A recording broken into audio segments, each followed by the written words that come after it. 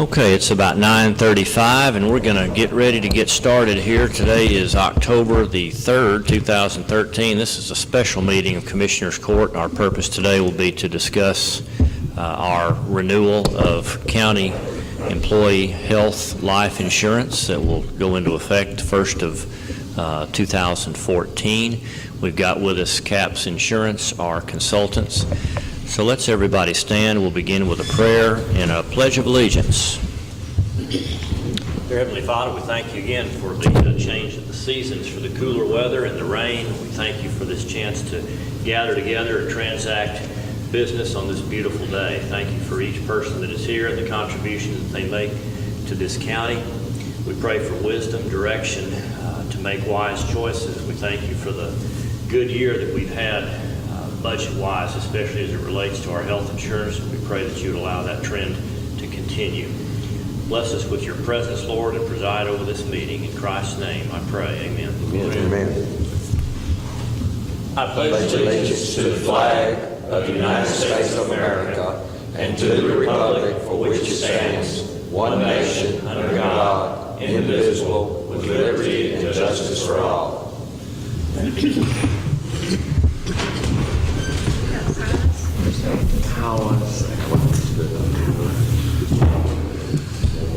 Okay, Steve, you want to introduce any of your folks to us? Well, Tommy has lived with Wilmer and Brandy who helps with our the service on your account, and they're kind of in the learning mode. They're here to kind of listen in and kind of tag along with what we have to say this morning. Does Carrie still work on this account so don't waste any more emails to her?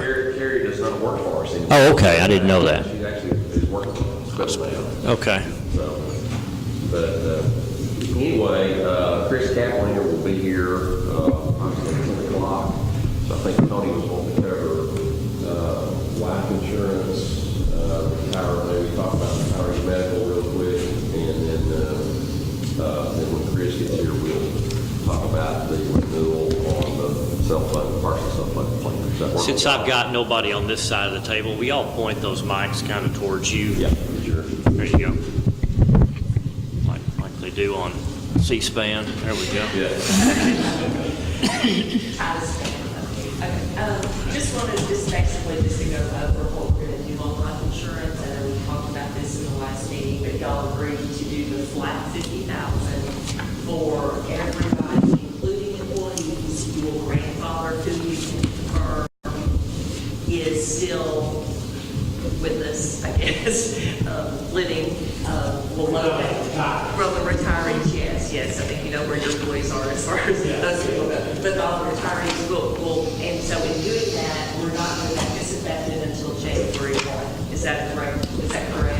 All retirees are grandfathered in. Anybody that retires between now and 12/31 will be grandfathered in under the new terms. Anybody that retires after January 1 of 2014, it's my understanding we've made the decision not to continue their life insurance coverage in any way, shape, or form. Okay. But the current retirees, y'all are going to reach out. Y'all need help doing that, or are you going to do it, or you've got addresses? Okay. I just wanted to make sure, because if there are people that you can't locate or pass away or whatever, we just need to have them removed from this list so that we're not programming them. So do we want to do this enrollment during the health enrollment? I would think so. Yeah. Enrollment? I can't think of a better time. Okay. Let's save it for another day. Okay, just wanted to make sure I knew exactly what we were doing there. So we'll get that rolling. The other thing that I wanted to discuss with you before Chris came is we've had a lot of calls, questions about vision insurance. Apparently, vision is covered through your medical claims, but again, due to the age of the contract, for whatever reason, the Health First contract did not cover refractions. Refractions is the thing that tells you whether you're farsighted or nearsighted. So I can't imagine why you would want you to have your eyes, unless you had a medical issue, of course, then that would be okay. But If you're using this for actually seeing if you need glasses, they're not going to cover the refractions part of it because the first contract did not cover refractions. So y'all's decision today needs to be, do we amend the UMR contract to cover refractions? If we keep that exactly the same. Your other alternative to that is I have a voluntary standalone vision proposal that includes materials, meaning glasses and contacts and the office visit as well. So this could be offered on a voluntary basis.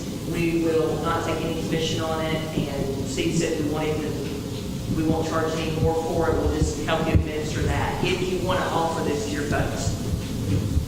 Which would be done in time with what we talked about. At their expense, is that your suggestion? Exactly. And I've got, actually, you have everything on that yet? Okay. This, when they shoot us proposals, they shoot it with commission. I'm thinking this probably has commission in it, which means that these rates will all come down.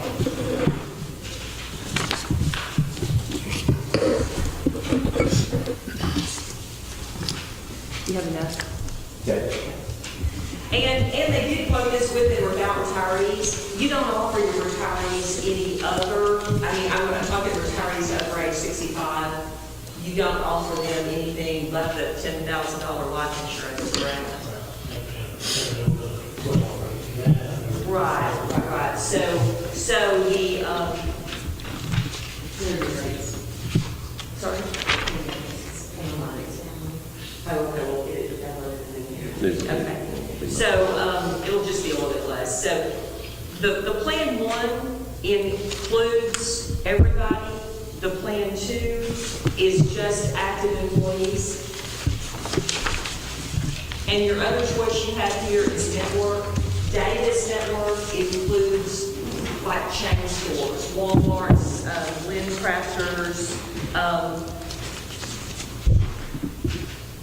things like that. DSP is all the independent optometrists, which of those you have 3 providers in Mount Pleasant, Nichols, Waller, and the new folks that moved in at Domino are all in network under the DSP plan. We have DSP in our office. That's the plan I would suggest you do, simply because it is a nationwide network and the rates are a little bit higher, but it's a great plan. Which one is that you're talking That about? is actually plan 3 or plan 4.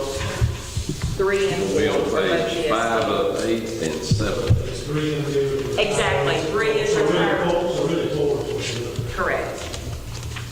Well, that takes a significant hike. It does, but it's because of your network. You've got more people in that network. And the rate for plan 3, So it'll be 4. 4, yeah, oh, That is the word. correct.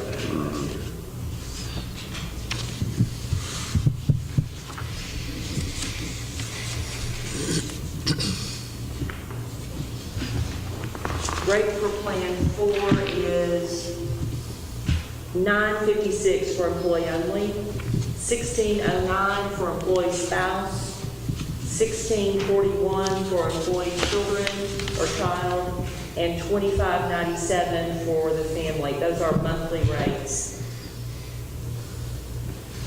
And the employee will pay that. The employee would pay, just if they wanted to. We've had a lot of people come and say, they didn't pay for my glasses.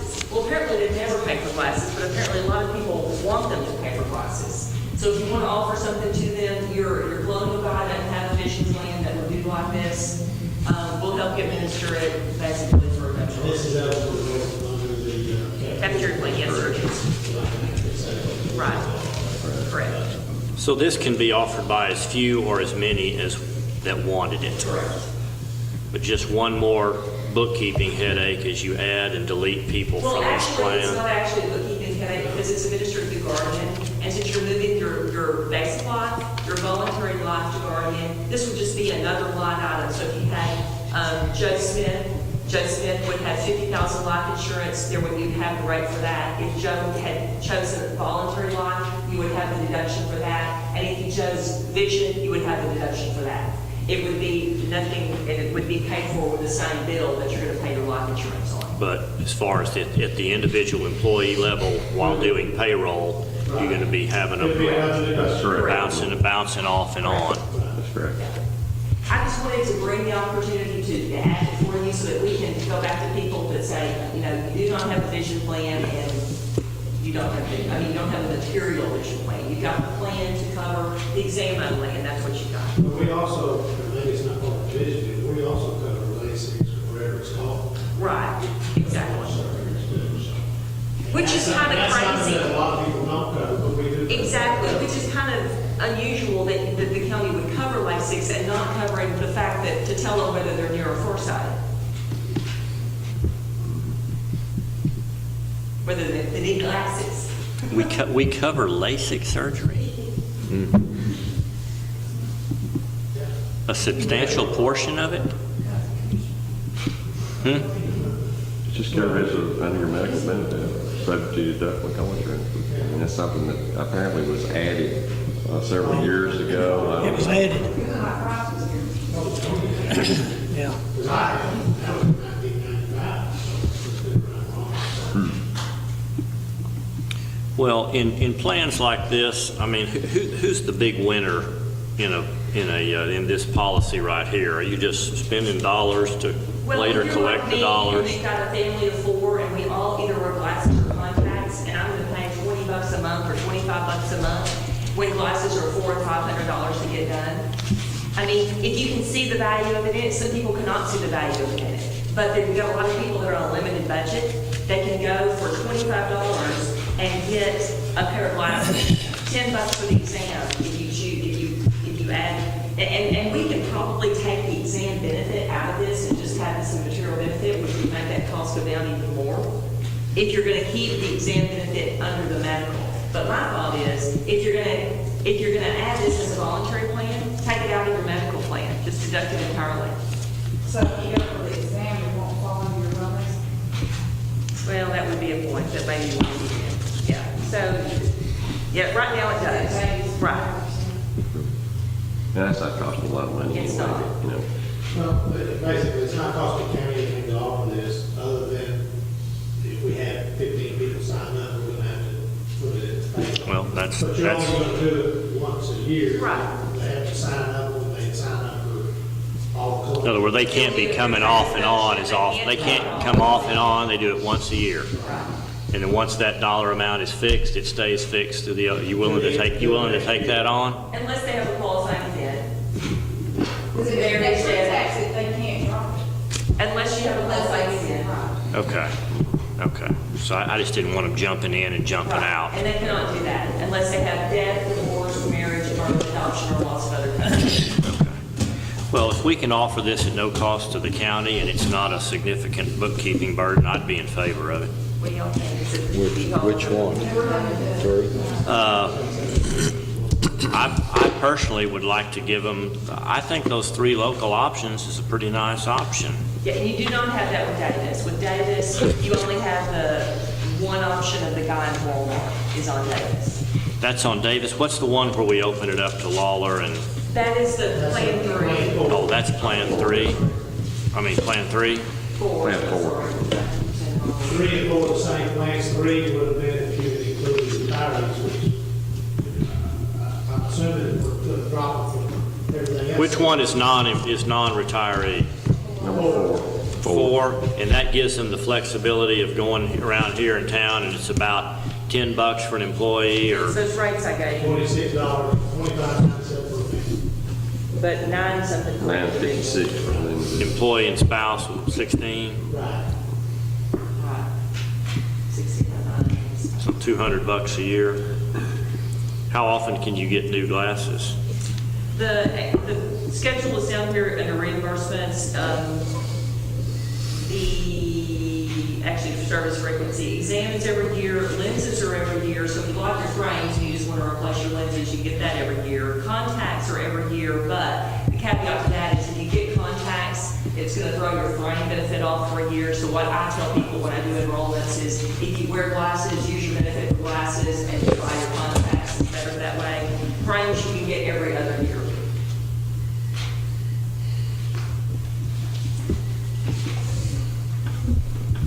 Well, that's my thoughts. Give them the best bang for the buck, which should give them three local choices there on Plan 4 VSP. without retirees. Okay, so we'll just. That's just me talking. That's 4?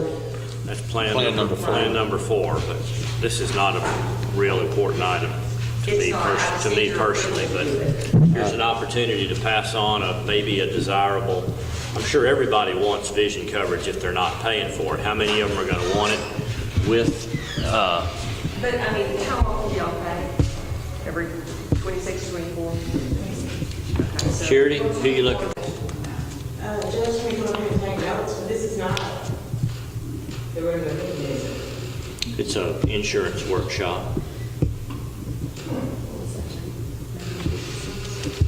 Never she wasn't aware. What is number 2? Number 2 is grant does come to local, lower, only go to 1. So that's why you're looking at 4, because even though it's higher, it's giving you your local folks. And the payroll deduction per staff would be, for an employee, would be more than $4.41. Now, the employee on this one, say plan 3, does the county pay that, $11.42? I got it. Let's see. Tony? Yes, sir. Menadeo Talking about Plan covered on 3 any now. of this? Menendeo is a 1 and ophthalmologist. 3 is on that. That's, I think we covered the retirees. You got to look at plan 4, plan 2. Plan 2, they can go to Walmart only. Why can't you go back and get another quote on this if we're not covering retirees? on this We've stuff? got it, that's what number 4 is. That's what plan 3 is with retirees, 4 is without. But the rate is $9.56 instead of what you're showing there, because this is covered, this is commission, we're taking commission out. What about employee and spouse? 1609. How much? 1609. I got a pencil. What do you say, 16? That's what it said. It's here. 956. Oh, okay. You had it here. 1609. 956. Yeah. 1609. Yeah.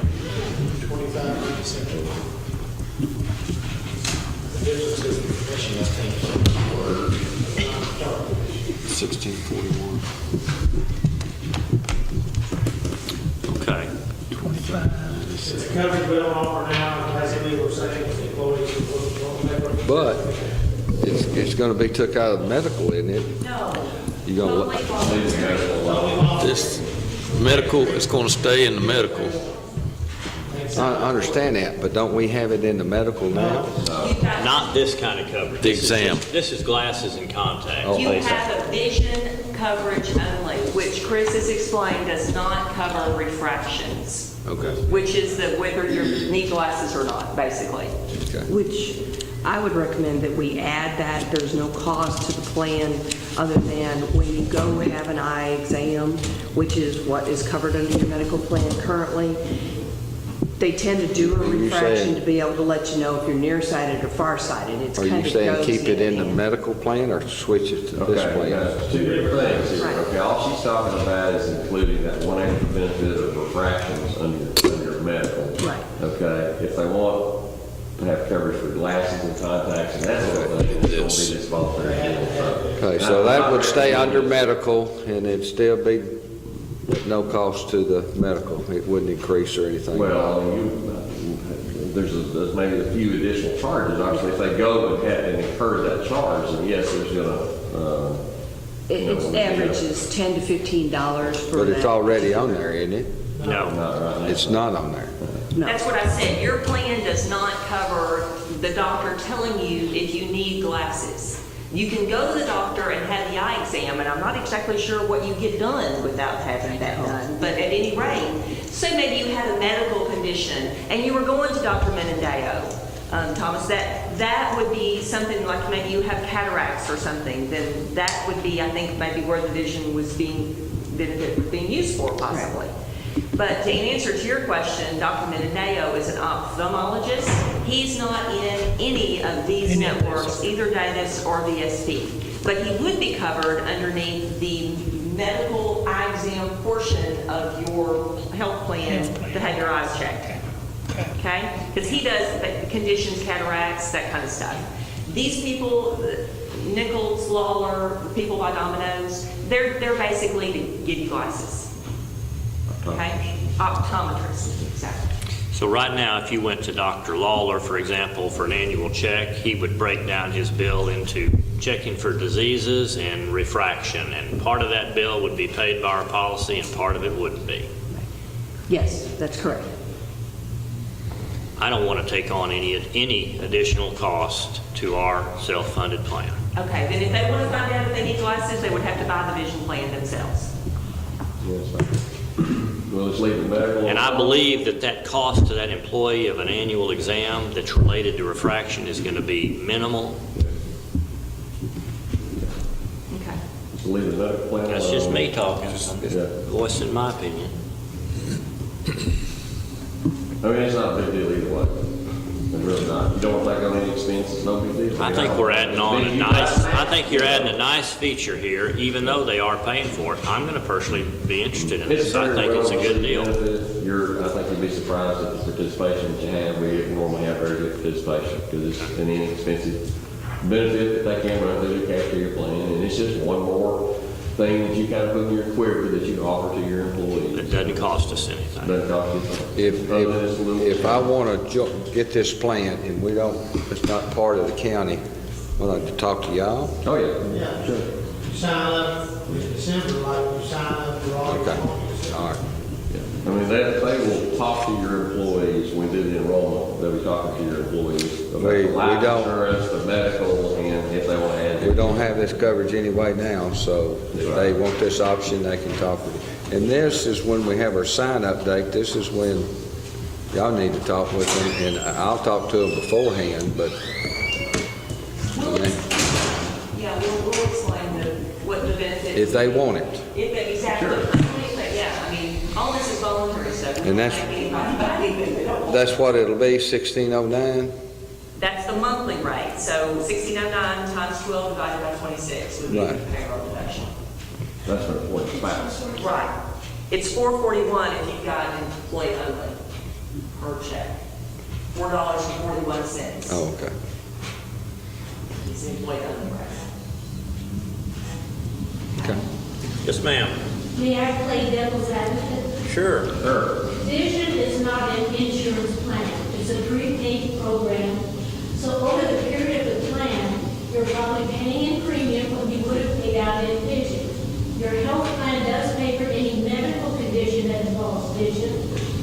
So I don't see that it brings anything to the employee other than a list of names related to vision specialists. Well, I think the only place that makes a difference, what Tony was saying, is that 3 people in your family wear glasses, and it's $400 to get the glasses, and then you're only paying $300 as opposed to $1,200 if you had to buy a new pair of glasses for Right, everybody. and that's over a particular short period of time. Over the 5 years, you paying the premium, you pay about as much out as you got in. That's why it's a voluntary plan. Yeah. You don't pay for it, you don't buy it. Yeah, no insurance company is in business to give you more than they're getting from you. But you will offer it to the employees if they want it. Yes, we will. It makes us absolutely no difference, okay? I mean, because we're not charging them to do it anyway, all right? It makes a difference. It's strictly going to be painful on employees. But like you said, each employee has to decide if it's worth paying $250 or $300. Will it attract employees and keep employees? The vision plan decides creating more work for staff members? I don't know. If we don't have 3 or 4 sign up, then next year we may sign up all. If you only have 3 or 4 sign up, you already won't do it. So But your experience is it's a fairly well-received benefit. normally have about 65% participation. Really? Yes. And most employers have your reaction. Gosh, if I got 40%, I'd have been pleased. Okay. Well, I think it helps smooth expenses for for employees. That- Money is tight. Paying $4 a check is going to be better than paying $400 for a driver's license. Yeah. All right. But I just wanted to make, and I understand everything, but when we do the sign-up, y'all are going to go over it. I can go over, like my employees, I can go over that with them and say, this is what it'll cost you every paycheck. It'll be half if you do just the employee, or if you do the employee and the spouse, or employee and children, you just cut that in half. That's really a They monthly. will have, do y'all remember the thing I passed out at the meeting last week, the plan descriptions, the booklet that we prepared for Yeah. you? That's going to be my objective, is to give you that booklet. Philip, you still have yours? Yeah. Where you've got a sheet in there for every plan that you offer, so that your employees know specifically what benefits are being offered, what their rate will be, what their responsibility for payment would be, what their benefits are, because I don't think, we were in such a crunch last year to get this done, did not really give them something that they actually could look at and know. And that's going to be my objective, is to provide them with that little booklet that I gave y'all. And that's just a sample I gave you yesterday. Those are not firm rates, but that's just an indication of what we could do. We just need to offer it and see how many we sign up. Well, it's going to be just like they're offering voluntary life insurance. They don't buy that unless they want it. It's the same kind of thing. It's like those extra policies we get I don't have a problem end of the with year. that. It's all the colonial Yeah, policies. it's like all the colonial Right. policies. Sign boards and all, Right. cancer policies, the disability, they draw them. Okay, well, I'm going to put that down as first item that we will take action on when we go to item number 2. So you've been presented that. You can hold your final decision until we go over the final laundry list.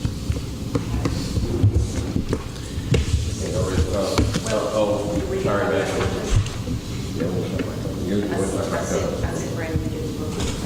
Okay, does everybody still have your little booklet that I did give you yesterday? The employee benefits booklet, I can go get some extra copies. I have it, but I don't have it with me. Mine's in yonder, my mailbox. Is yours is not here? Let me make you a copy. I've got mine scanned.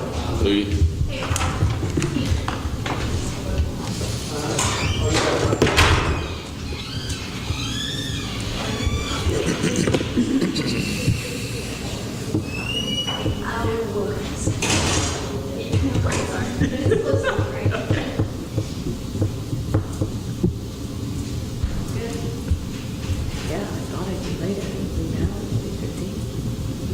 it's 15. Do y'all, when our insurance, do y'all, like you, RM or whatever, do y'all bid this out or get quotes on this every year?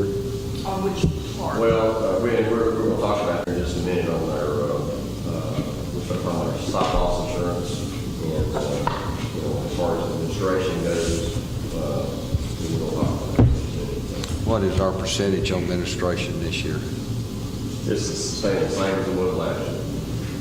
No increase. So we got a good renewal quote from Sun Life on your stop loss insurance. Well, I knew it was going to be good. When you go this year without any major, And you got one going. uh-oh, Do have one going. okay. But you really don't have one that's getting close and busting with specific deductibles, so. Anyway.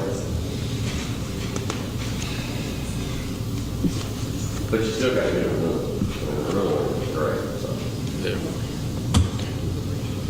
It's just one that's still good. I agree. Yeah, And you have 5, Yeah, it's right. major. I don't care what kind of insurance you got. You're right. Yeah, you've got a very good, which is good. All right, both being sick. Both ones being sick.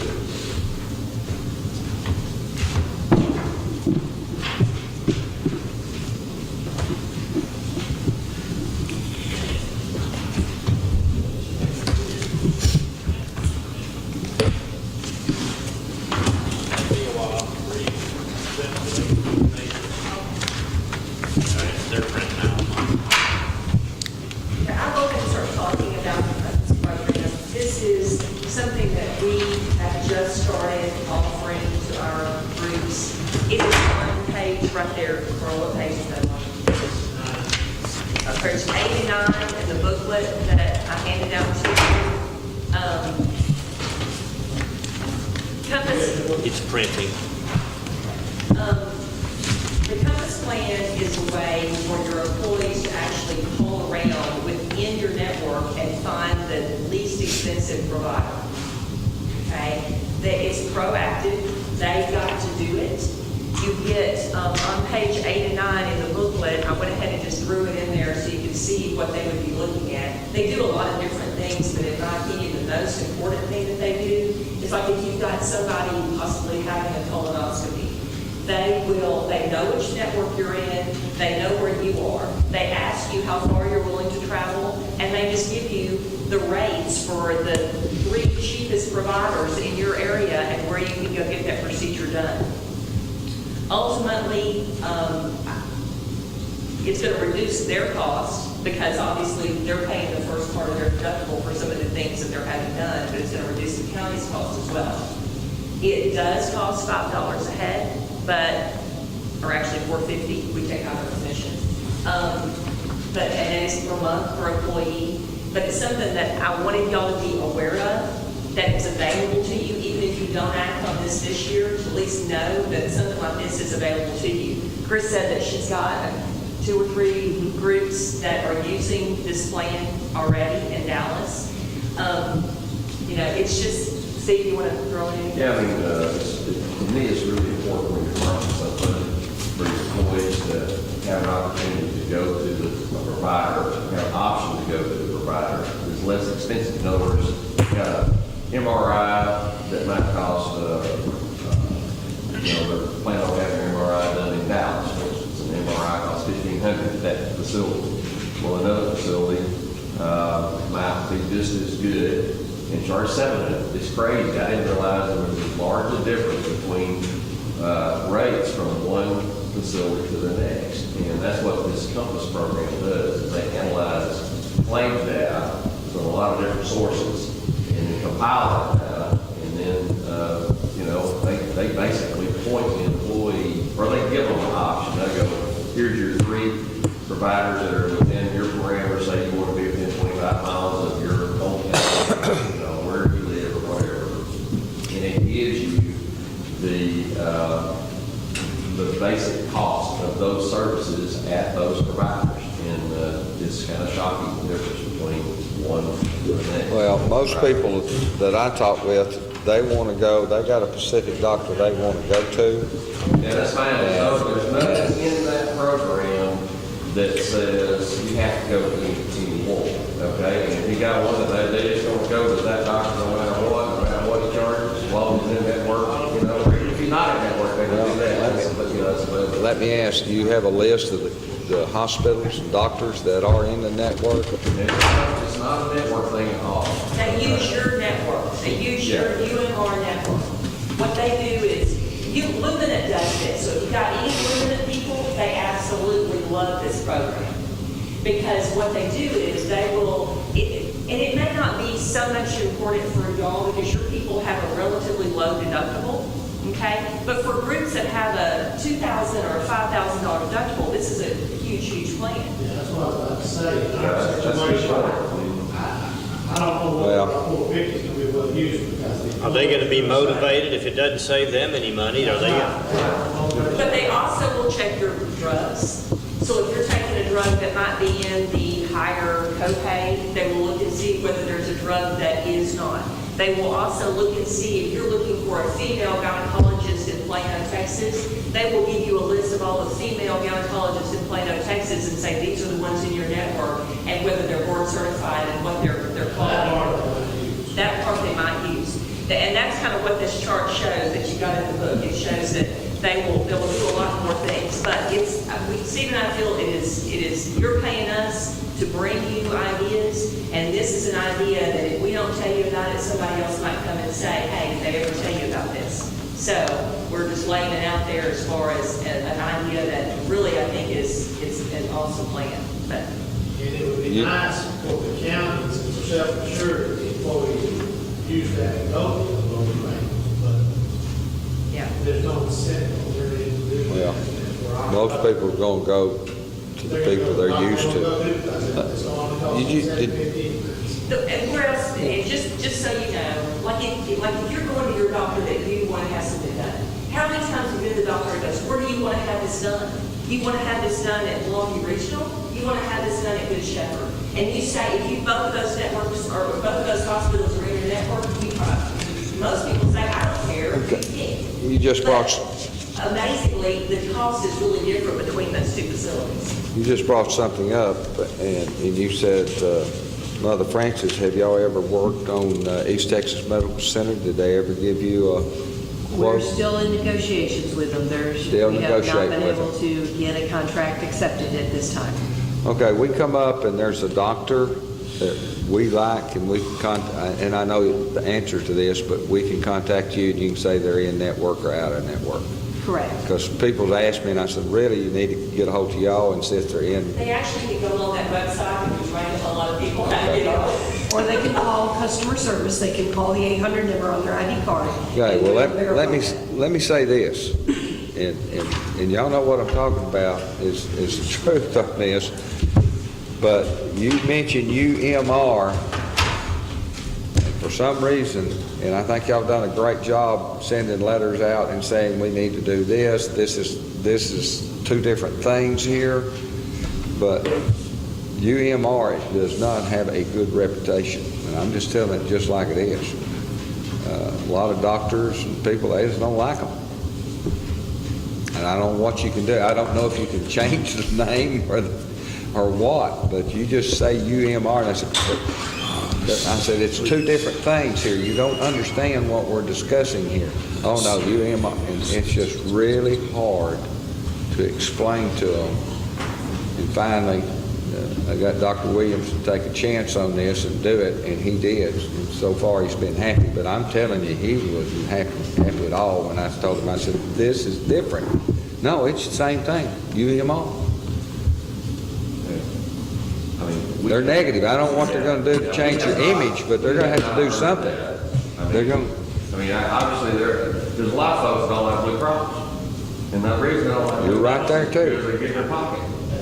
You know, I mean, they're a big carrier and they carry a lot of weight. And when they talk to the hospital or the providers, you know, they just carry a lot of weight. And they don't like it because they get in their pocket.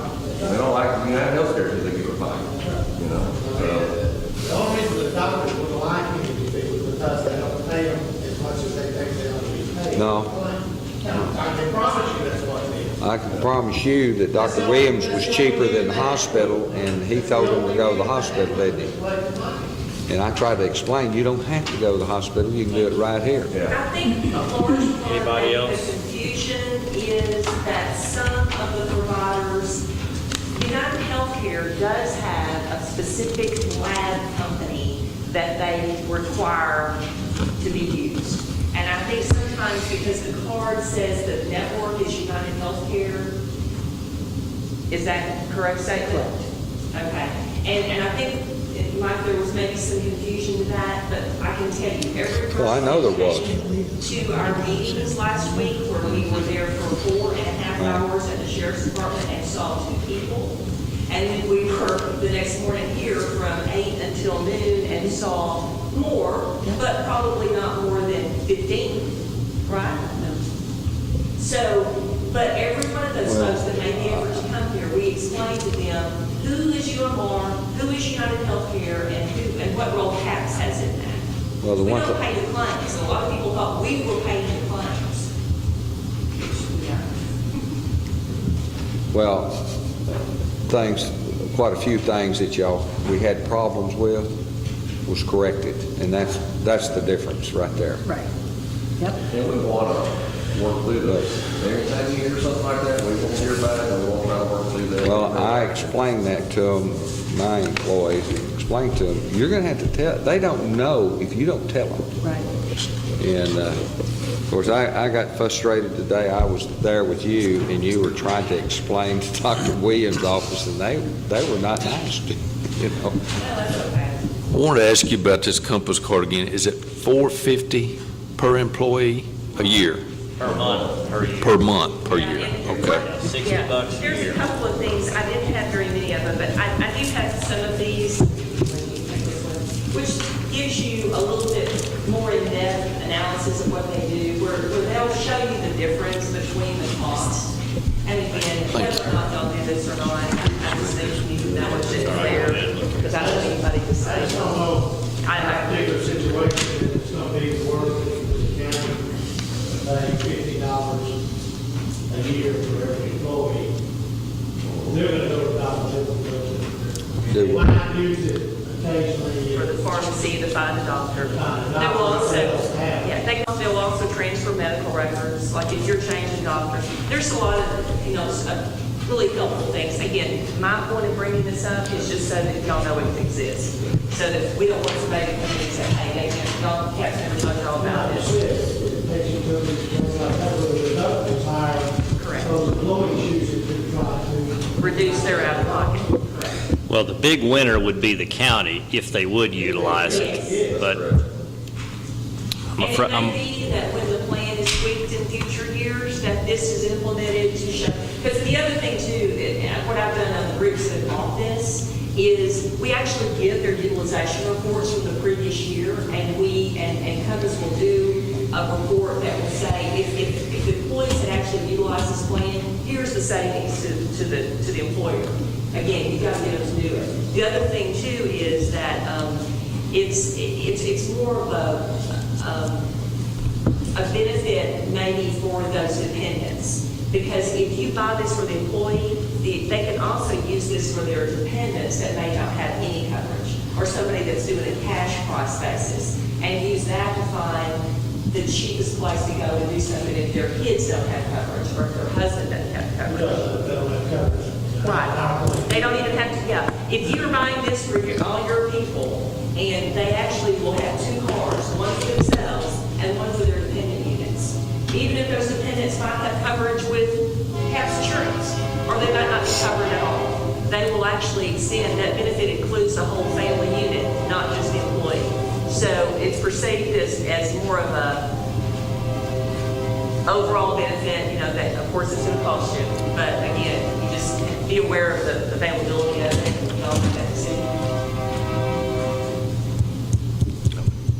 About $5,300 a year, $6,800 with our plan. Based on our 25 employees, so you'd have to at least have that. And if they were utilizing it, if even a third of them were utilizing, That quickly if they utilize it. Yeah, There's no right. incentive to utilize it under our. okay, I'll put Compass option as one of our decisions to be made. Anybody else want to ask anything else about the Compass? Okay. One other thing, just real quickly, we discussed about, had the discussion about the retirees under age 65 medical coverage, which are obviously on the plan match, okay?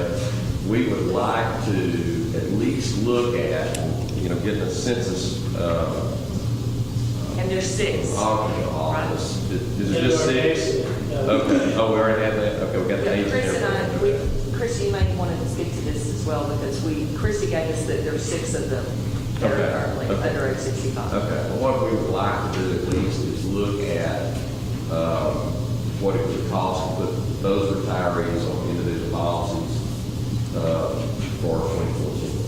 Okay? And we'll just have to run those numbers and see, and then you'll have to make a decision whether or not you want. I mean, you're going to continue to cover your retirees, okay, but they will come off your self-funded plan and be on individual policies. And the other thing that we were going to talk about was whether we were going to need to change that going forward. Right now, there is no limit. The city, for instance, they can retire whenever they want, but they can't be on the city's retirement insurance unless they're 58 or older. So we also discussed some things and changes there. The plan never was intended, at least we set it up, to cover somebody that retired from the county 15, 20 years. 50 years, they went to work for somebody else and stayed on our insurance because they were taking a retirement account. Yes. If you really, for people that really retired and at home, normally that's not going to happen until you're 58 years And the city 60 years? The city is 58. Well, I thought they told me it was 60. I talked to them the other day, they told me it was 50. I talked to Brenda, I thought she told me 58. I think 60 is a good number, though. Well, and obviously that's a decision which y'all need to make there. That will only work if the Affordable Care Act stays in place, okay? Say that statement one more. Get them off of your group will only work if the Affordable Care Act stays in place, because, you know, you really need guaranteed issue, no medical questions. You know, you can't move them off of the group insurance and then have some kind of bunch of riders or exclusions on it. Okay, so under the new Affordable Care Act, effective January 1, there's no pre-existing condition limitations. You know, I mean, you just basically enroll. Okay, now you got to determine what the premium is going to be and what benefits you're going to offer. I mean, we try to pick something obviously that's going to be close to what you have now. And it may or may not make sense to do that. I don't know, but we need to look at it. But Steve, if we made a change and we said, look, you gotta be 60 to be on the plan, even the self-insured plan we have, and stay on it. That at least Limits, yeah. some of that bill. That's correct. Because it may be that at age 60, it's not gonna be cost effective to buy the law. Am The nice thing about having a Blue Cross Blue Shield policy for people is we know. You cap your exposure. Yeah. Well, I can't imagine being able to afford an individual policy with anywhere close to our level of benefits at a price that's, We just have to see, you know, that's the only way to do it. Run that But it's really two different what issues we're talking about. Yeah. The one is the people that are already retired and grandfathered in. that we don't have a choice on. Are we willing to pay maybe a little more than what we're accruing to cap our exposure? Chrissy was just saying, we were asking, there's 3 that are below 60 on the current retirees. But I can tell you that one of your top claimants is one of those people. So Say that again? you've got 3 people that are below 60 That are retirees. That are on our plan. out of the 6. They want to be significant plan. Well, But until we get the exchange working, which is, as of this morning, it's still not Rates. working, we can't get on to even see what the rates are. well, and we still don't have really a good feel for how many people are going to pop up going, what do you mean you're getting ready to make me be 60 years old when I've been expecting this for all the years I've been working here at the county? That's a tough thing. That's the main thing, that I've had people said, I've been working here 30 years, and I plan on retiring here in the next couple of years. I mean, I think that's a long-term decision, maybe a 20-year decision that you begin now, just start informing everybody now, rather than yanking that away from people that are this close to retiring. I think it's a sorry thing to do. I think if we go out there and ask the taxpayers, they don't really think that's right. I would agree with that. What we might do, Brian, is we might say, okay, for 2014, we set the age at 56. 2015 is 57. 2018 is 58. 2019, you might graduate that way. I mean, just not very many people that really can afford to hire and not work. Well, off the, That's the thing about it, if they retire from here and they go to work somewhere else, they're gonna have to have insurance, so, Yeah, so, you know, but we don't have. we wouldn't have to pay that. It's harder than it is for retirees that are trying to track the life. We have no way of keeping up with whether they went to work somewhere, whether they moved to Dallas, and got another job, what they did. If they knew they were gonna lose their insurance, they'd contact you. We can do that, we can put in a policy, it's a little more paperwork, we can put in a policy that says, look, you want to stay on the insurance, you got to bring me your tax record here. I'm going to see that you're not working. Well, I think that's only fair. And in addition to that, though, you would have to say, make sure that that employer either doesn't provide coverage or they don't have access to it. Well, under the new deal, they're going to have. Well, that's true. Covered somewhere.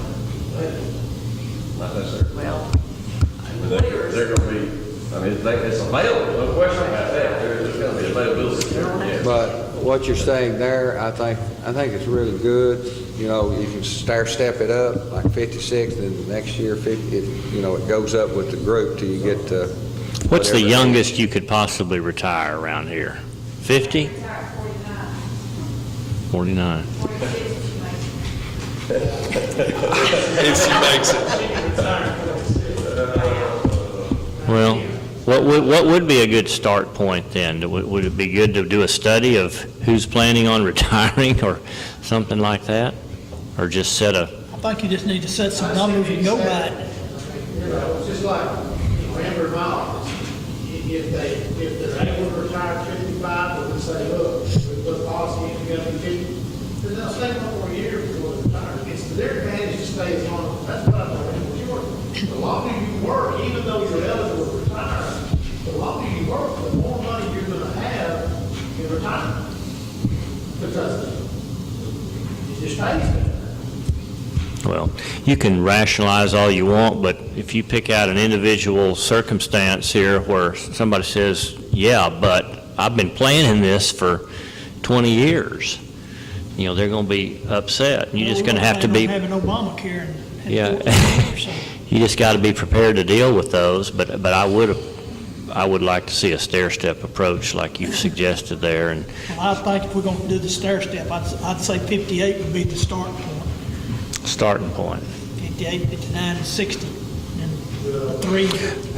Who are some folks getting ready to retire? Tanya, how old's Tanya? 60? 56. You may have one coming up that's about 52.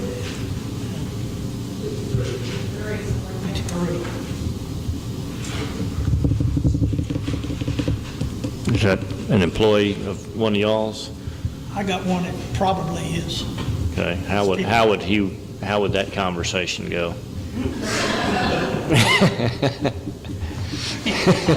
Because he's been here as long as Thomas has. Yeah, he came, I hired him in April of my first year. Well, I'm just saying, realistically, And I don't that, know that he's going to retire, but that's, Okay. I just got those vibes that, Well, like I said, chances are, probably he's not going to retire, go home and sit in the house. No, he's not. He's going to work somewhere. So, he's just going to retire. okay. Well, is this a decision we want to make as part of this? Seems to me we should. I think you need to, if you're going to put it in place with the rest of the plan, or you can say, well, wait, next year, talk about it next summer, but at some point, I do think you need to address it, decide we're happy to go right. Well, one easy way to do it would be set in 2014, you're 54. 2015, be 55, and so forth, just so you could always know, where we were in that scale. And secondly, if you're going to start at that low, going to keep them on that low, then I definitely think we need to talk about the plan so that we know what our costs are. Because if you got somebody retired at 54 and stays on our plan, you could spend $1 billion on that person before they turn 65. Sure could. I don't think we ought to start that low myself.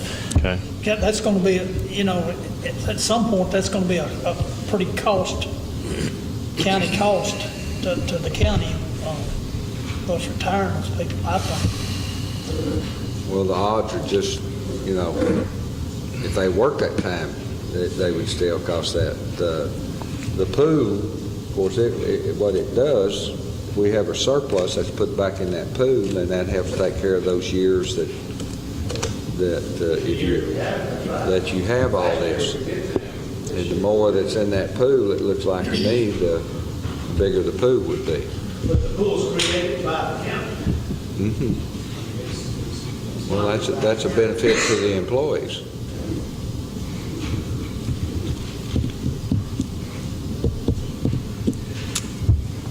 It's not a benefit that's offered very many places. And that's right. I've never heard of it. The other part, like I said, is a lot of these people, they may retire here, but that doesn't mean they don't go get a job somewhere else. But right now, they can stay on our insurance, even though they're working for somebody else. Well, I thought we were looking at change, if you work for somebody else and you get their insurance, you take their insurance.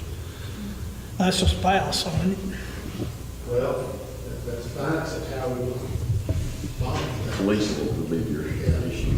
Well, I think we need to take some time and look at this and get it right. I don't want to just do something because that. Well, that's what I'm saying. on the spur of the moment, I like what you said about, let's look at this and in the process, try to get it worked out that will be good for everybody.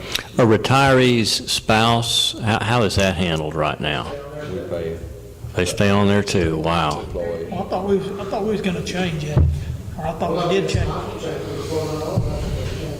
It hadn't been changed I yet. thought I thought that was one of the things we was gonna change. Well, he asked last year about, because we talked about if the spouse works somewhere, why are they on our insurance? Well, we never did change it. I thought we did. No, we didn't. I solicited input. I think I got 3 letters saying, if you force my wife to get insurance at her employer, it's going to really hurt me because I've got inferior coverage that costs more money. But we didn't formalize that. So that's another item. Item number 3 is retirees must be a minimum age to retain coverage. We'll discuss that and vote on what we're going to do there. And then retirees' dependents.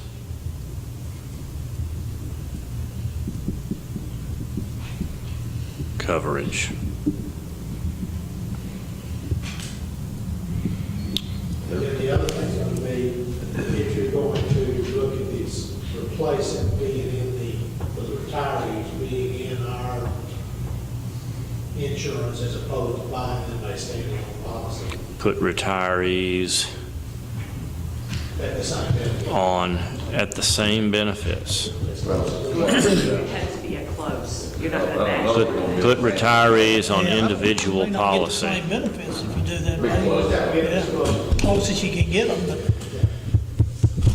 Now, did the retirees pay for the dependent coverage?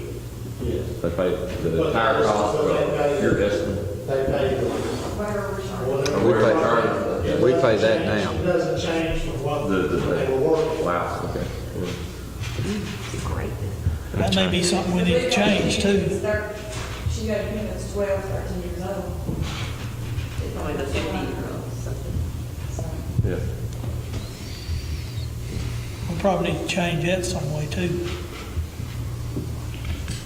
So what we talked about was the children's dependents could still be on the policy, but if the spouse works somewhere, they were going to have to get their insurance. Again, that's going to be real hard to police. Well, I thought you was talking about retirees when you, Well, that's why, whether it's retirees, whether it's current employees, or whatever we talk about, but nothing's been done with anything. Basically, the retiree right now stays in the same system that they were in before. All the rules are the same, everything's the same. Now, generally, retirees not going to have dependent children, but they could have at 26. If they retire at 52, they could have a 25-year-old child. Okay, well, I put that as another item. Dependents, if coverage available at their employer, would not be eligible. That'll be a decision.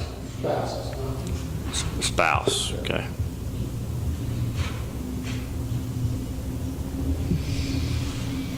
Yeah, those are going to be the tough calls there. Okay. I think mine's a lot easier. you got a whole page of stuff over now.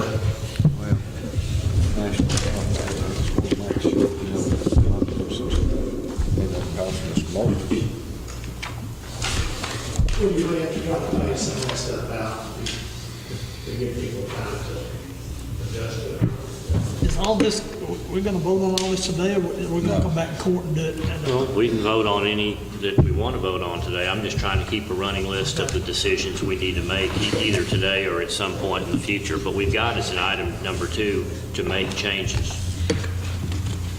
Okay, I'm gonna run you through the renewal offer from Mark and Sun Life. The first phase is just your administration fees, and I'm not gonna go over each one of those fees, but the your admin fees are staying exactly the same, okay? There's no increase in any of your administration fees from UMR, okay? That's the 45? That's subtotal? So, and now, your first year fee is what you've been paying this year, your second year fee is your renewal, and they're giving you an estimate for your third year fee, which is still very reasonable. There's a little bit of increase on the third year, but we'll cross that bridge next year. Okay, this is nothing, you're not, agreeing that you're gonna stay for the third year or anything like that. This is just, giving a good faith estimate, for what the, third year, fee would be. Okay? So there's no change in administration fee. The next page, is your stop loss renewal from Sun Life. You'll look under the column that says current, okay? That is your current fees based on the current number of employees, which I think is probably like 125, okay? Your renewal, the next one over, and I want to remind you, okay, your individual specific deductible right now is $50,000, all right? And then you have an aggregating specific deductible of $60,000. Yeah, Okay. confused with that before, that we, Okay. situation, so go with that. Okay, all right, so here's the deal. We had 3 claims over 50. That's correct. Yeah, and that's what you've had in the past, is aggregating, We thought we were going to only pay 150 total, 50 of each claim, but that's not yeah, exactly what you got an extra 60 on top of all those, not each one, okay? So what, basically what it was, So there are 2 teams in that case. If I had, Well, if I had yes, three, right, correct, if I had 3 right. claims, we'll pay the first 50 on the 3 claims, and because we had more than one, they could make us pay an extra 60,000. Yeah, I mean, basically what you have is each employee has or each person has a specific deductible of $50,000, all right? So for any one claim, for that specific person, you have the starting number is 50 grand, okay? And then you have a bucket that kind of sits over here. If you think about the aggregating deductible just being a bucket over here, and you got to take $60,000 out of there, okay, before they're going to write a check on anything, claim-wise, okay? I mean, for the stop loss insurance, all right? So let's say you have one claim, which right now you do have one claim going. All right, that's like 55,000 or somewhere along in there, okay? Which is above the individual specific, okay? But nothing's been reached over here and gotten out of the 60,000, only 5,000's been taken out of that bucket, all right? So that way, if you just have one claim, you're gonna be on the first 110 grand of that one claim, and then that bucket's empty, and then everybody else that hits a specific deductible would just be at 50, okay? Now, they're going to be reaching in that bucket on multiple claims. Say you had 3 claims, like Carl's saying, you had 3 claims that busted at 50, but that didn't make it to the 110, all right? They're going to be reaching over here and just aggregating deductible, specific deductible, okay? Till all 3 claims get to 110,000. No. Oh, it's 60,000 It's per just claim. 60. No, it's just, you just got that one bucket of 60 and it applies to any and all claims. Okay. Okay, Well, that's what I'm saying. over the 50. Okay? Okay, but those 3 claims, once they reach that But even Take if we out only the had bucket. one claim, Mike, if the claim ran $150,000, Right. we're going to pay the first 110, yeah, I know. If that wasn't the way we originally, or at least I didn't understand it that way. Okay. You always thought we paid the first 50, and that's all. We know about the aggregating. Yeah, that's what I thought. Understand the aggregating. And here's the deal, you know, we looked at that last year, just going back to the flat 50, okay? But it made your stop loss insurance go up like 55. Right, so- Okay, I mean, you're just swapping dollars, is what you're doing with that aggregating specific. So if we did away with the aggregating specific, you're just adding, 55, 60 grand back to your stop loss. It's the same. Which didn't make, I'd rather you save the money and potentially save that money in your stop loss insurance than just paying it to the insurance carrier. Because it's possible you won't have enough. That's right, sure. Right. So anyway, any questions on that? On the aggregating specific, okay? There's not right, propose any changes, we do have an option to change our individual specific if we want to, but I don't know that I'm going to recommend that. So annual maximum, your lifetime maximum are both unlimited. All right, under the contract, the specific contract that you're purchasing right now is what we call a 2412. Okay, so it's looked back 12 months. Okay, anything that was incurred is incurred during the 24-month period. If you're looking from December 31st of 2013, looking all the way back 24 months, all right? If it's incurred during that period of time and paid during the policy period, which is January 1 December 31st of 2013, is covered under your contract, okay? All right? It was that look back, all right, to pick up those claims that were incurred but not paid under the first contract, all right?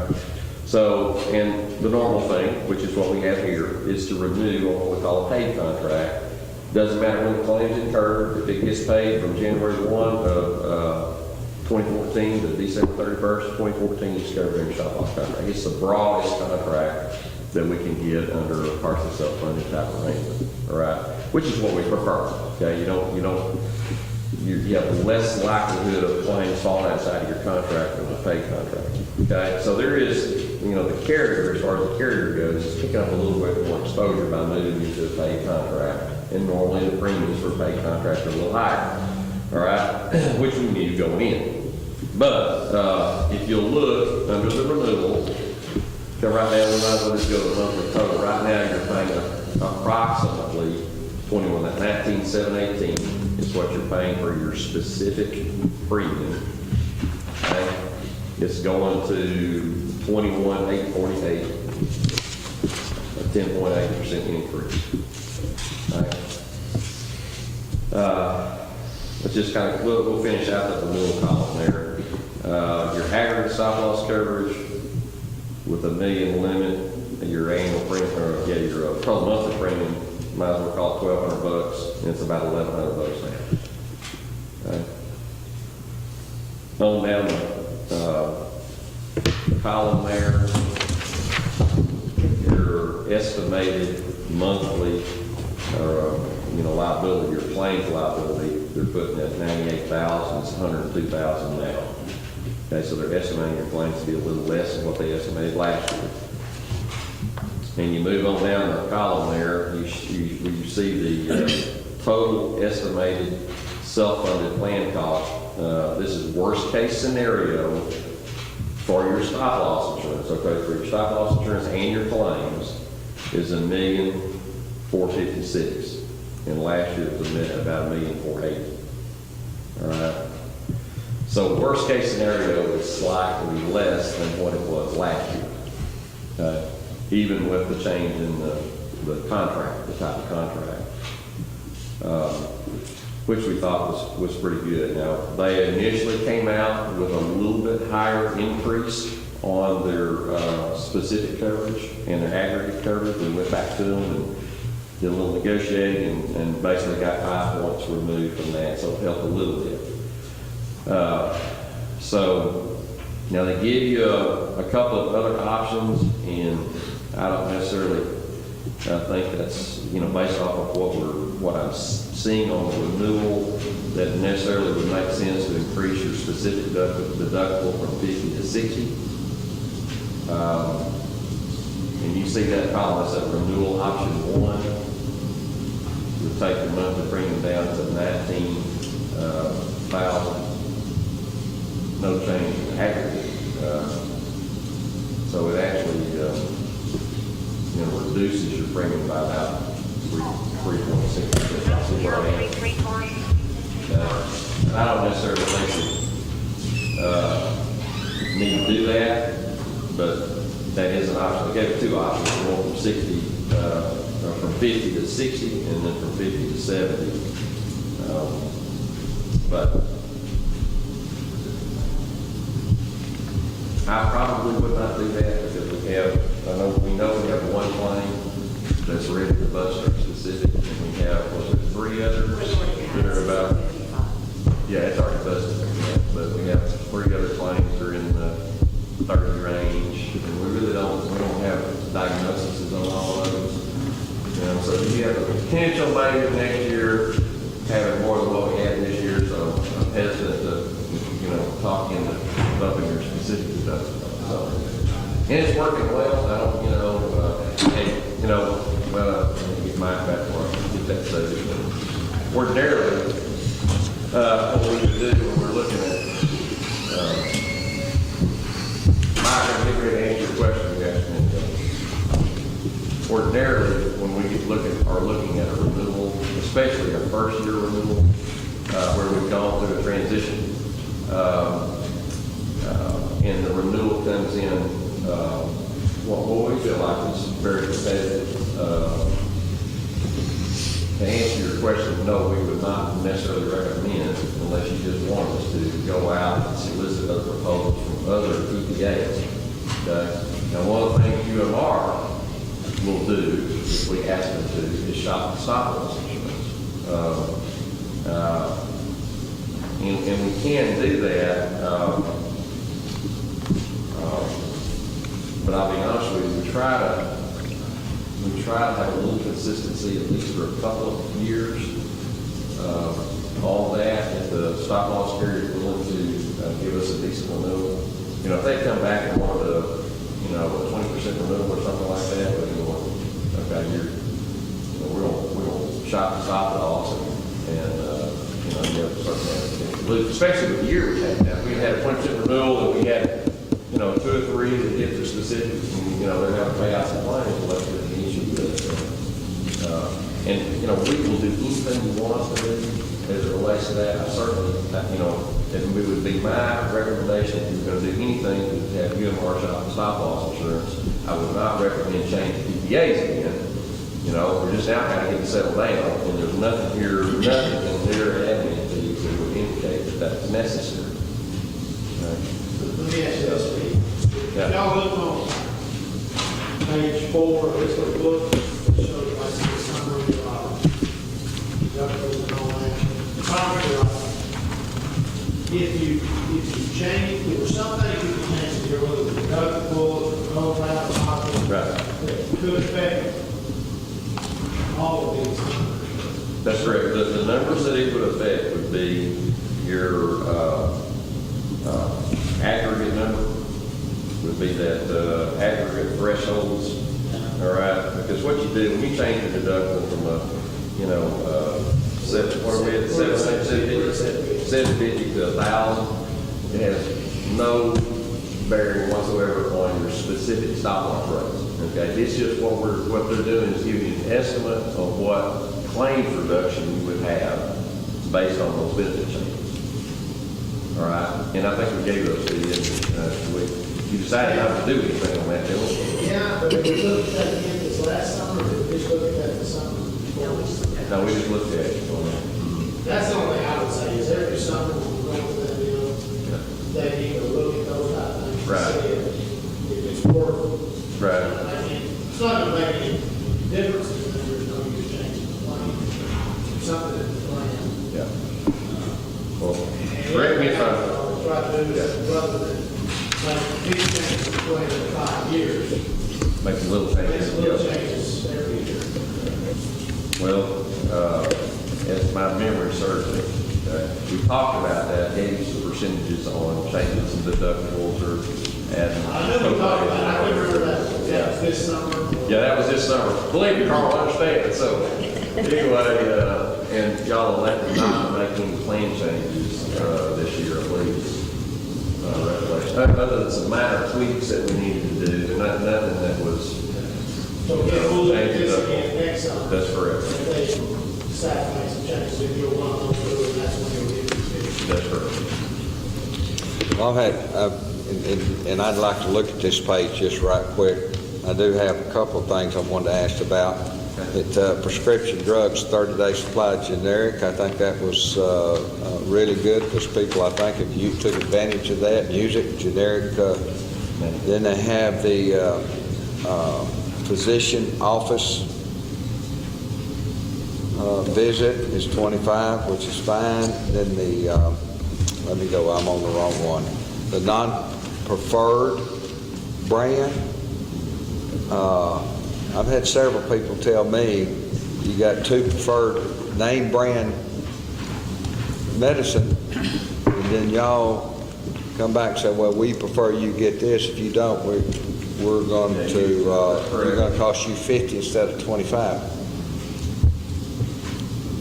You know, I don't know if they got a deal worked out with the pharmaceutical companies or what, but,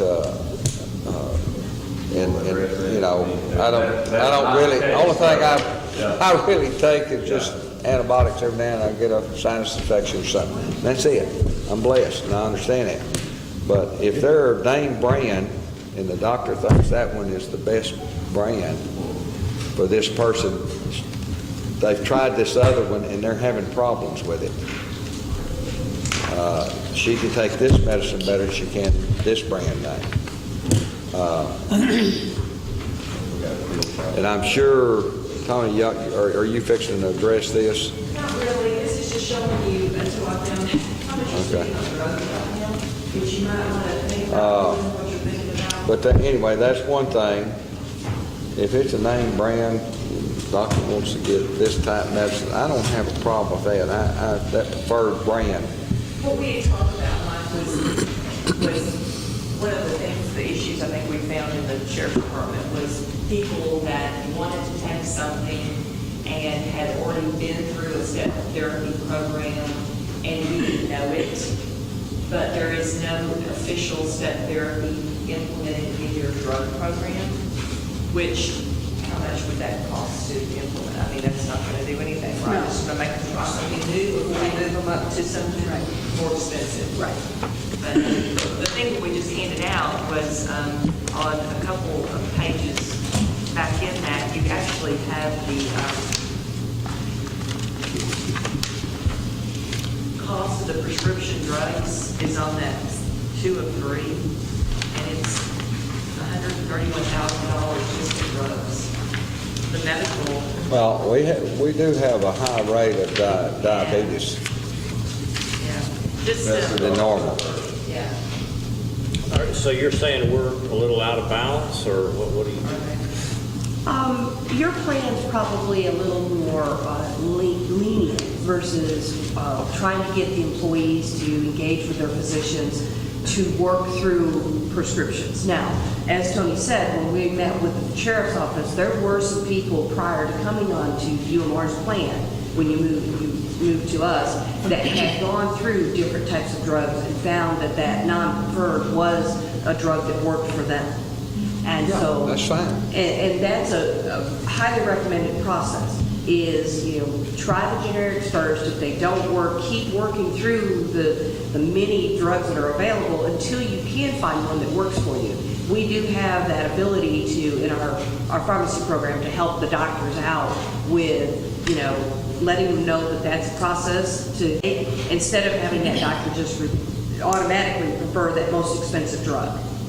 It starts at the opposite end versus the expensive drug end.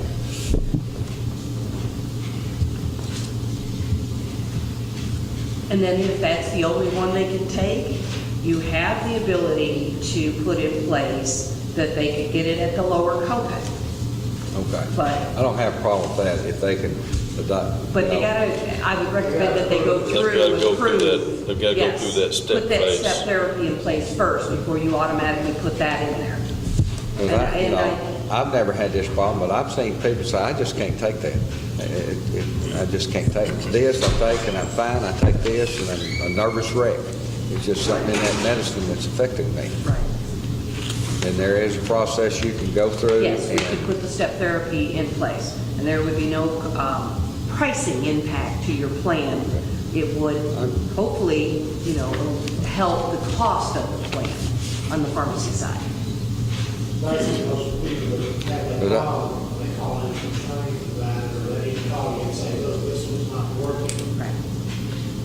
Put me in the program or whatever, so we can see what else. Right, and that happens. That's actually educated. Yes, they will. And that would happen when they were getting it filled was what behind the scenes when they go to the pharmacy to get it filled. We're going to give an indication to the pharmacist to answer some questions, and then when we get the name of the pharmacist or the physician who has recommended that first non-preferred drug right off the bat, then OptumRx would reach out to that doctor and say, hey, we have this program in place, a step therapy.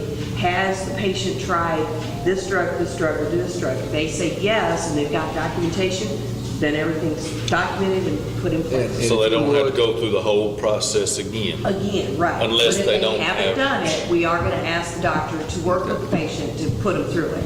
Yep. And when we have that sign-up day, please go over that for them, because I've had several said, I know this, and of course, my grandson takes that Z-Pack. It makes him sick. He just cannot take it. But he takes some other antibiotics, and he's fine. But he just can't take that Z-Pack. And I got to thinking, I had several people in the county mention, this stuff makes me sick, or I don't feel right, or something like that. And there's really no alternative. Yeah. They have to pay more for that, and it's not working for them. Because everybody's different. What you can take, I may not be able to take. To do that, y'all just need to, that would be, I guess, a vote, because we would have to add that to contract language. Just to implement a step therapy program.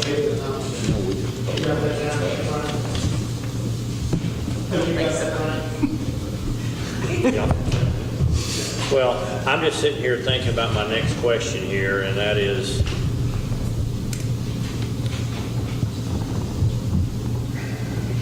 are we okay with based on how lenient our plan is, do our dollars look reasonable? And what would be some ways where we could curtail some of these drug costs anymore? I mean, maybe there's not. Are we doing all we can do to get them to steer to the generics now? One of the things that we're going to talk about that's going to have to happen due to the Affordable Care Act, right, is the four-tier drug treatment plan, and we haven't talked about that yet. So that will help, I think, in some of these situations. That would y'all.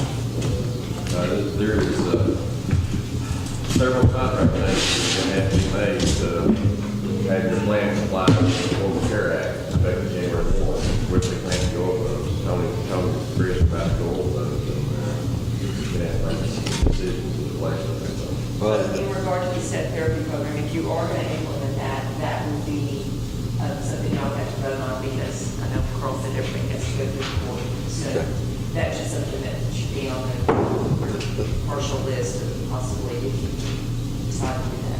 But you can do that in addition to whatever other changes you make to the drug test. Is that effective January 1st? Yeah, right, yeah. Well, are you seeing what are your recommendations related to our drug plan as to how we can reel costs in?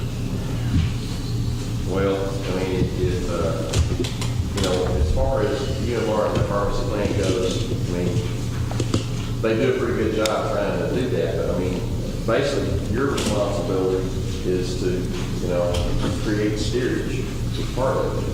And steerage is adjusting your co-pays. If you don't want them using the name brand when the generic is available, then, you make a plan adjustment.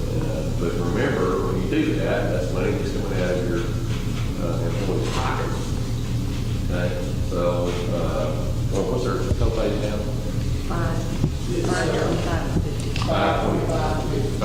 $5.50. If you currently have a three-tier drug plan, one of the things you're going to have to go through in this is going to be that four-tier, which is going to be generic, preferred brand, non-preferred brand, and specialty drugs. And that alone might help some of this, right? Yes and no. The specialty drug program is for those really high-cost prescription drugs. It's related to the rheumatoid arthritis, your Crohn's disease, your MS, your cancers. Those prescriptions, on average, are about $2,000 a month. And so with our specialty program, we will, if there is any member that would be impacted by that, they're going to have a one-on-one contact within OptumRx to educate them on the prescriptions, to find the most cost-effective place to get that prescription filled. And they won't have a choice to go to the local pharmacy and get it filled. They will have to get it filled under OptumRx. However, we will ship it to them. If it's a drug that has to be packed in, in cool ice, we dry ice and ship it so that they get it within the parameters that it needs to be. But it has that cost effective on anyone that is incurring those really expensive large claims. And there's not any. At this time, you don't have anyone out there, so no one would be impacted on this change that has to be made to the specialty drug program. But if someone were to come up, it's going to save the county some money on having that member in that specialty drug program. You kind of have to figure that out. We're going to have to look at it and see. Yeah. Did you have a question? Yes, we have. The 131, what percentage of your prescription? All of that is prescription club. What portion of the claim prescription? And then I wanted to know if you could sort out the claims this year. Is there you're probably too much short of the money? Oh, yeah, for sure. Yeah. You did insure the claim? No. No, not these reports, these are just paid claims. So you're talking 12 months versus 9 months or 10 months? Yes, these reports are through almost 30 months. So there's an inherent advantage to the current plan if you're talking percentage. Because you're comparing the mature to the mature year. Or if you're talking about from last year, And I'm not seeing that, if you're talking about your claims are lower, yes, your claims are lower because you're doing 8 months of claims versus. Right. yes, ma'am, I understand what you're saying. And if the prescription is only about 15% of the claims, that's okay, because a lot of medical conditions are being treated through pharmacy now as opposed to surgery. That's my. So you're saying you don't think looks too far out of, I don't know what the Balance. percentage is, but if it's 11 to 15, it's okay. No, it's paid.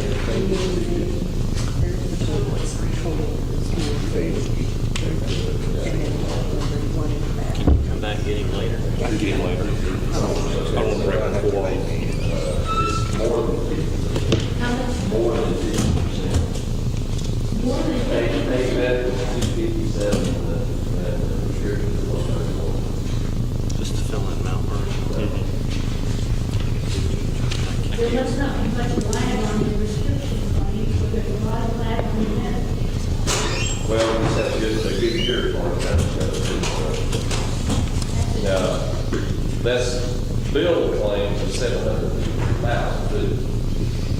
Okay. I'm talking about the actual amount paid after. Billed was 753, and they wound up paying 257 after deductibles and co-payments and network savings and that sort of thing.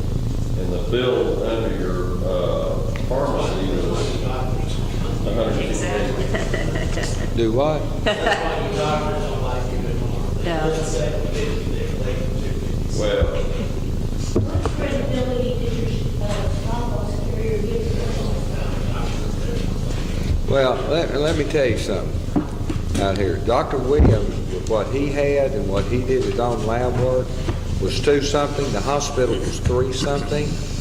And I look at what he was looking at, and I would have a tendency to agree with him. Why are we having to go to the hospital, send our patients to the hospital, and we're doing it cheaper than they are? That doesn't make sense. You're right, I'm just telling you, in general, the doctors don't care what insurance you have, they care. You know- Reimbursement. You know Dr. Williams, he's pretty vocal. that's all right. And that's the reason I like him, because he's vocal, but I'm just saying, I could see his point. But when I tried to tell him it's 2 different groups, he didn't believe me, I don't think. One other thing I had, I've had some people ask me about this, and I wasn't sure, on our dental that's in here, what is the max that we do on that? It's 1,000, isn't it? No, it's 1250. I think it's 1,000. I think I saw that somewhere. It's $1,000. How much? $1,000. 1,000. I know that was 12. Well, it was 1250. No, it's been. I thought we moved it to 1250. We did something with the braces. Yeah, it's the braces. They couldn't even get braces. I couldn't even get braces. I don't remember what we did about the braces, but it's $1,000 is the We maximum. might have gone $1,500 for the braces. I know it was a little late by a few years, but No. anyway. I think we did a 1250 deal. The majority of all dental plans, the average is $1,000 annual maximum. That's the average. Well, you better not. Do whatever you want to, Mike. I mean, that's just, that's y'all's decision. The more you increase it, the more you're gonna be out finalized that claims. But, I mean, you can do whatever you want to as far as the benefit is. So, you think that's low? You know, we'll put it whatever we want it I at. thought we moved that to 1250. No, we Now, didn't. we talked about the braces. Braces on the same. Maybe one time we were only paying $500 And again, most dental plans, the ortho benefit matches the annual max, except that if you do 50% up to $1,000 max on ortho, and that is again the most normal plan we set.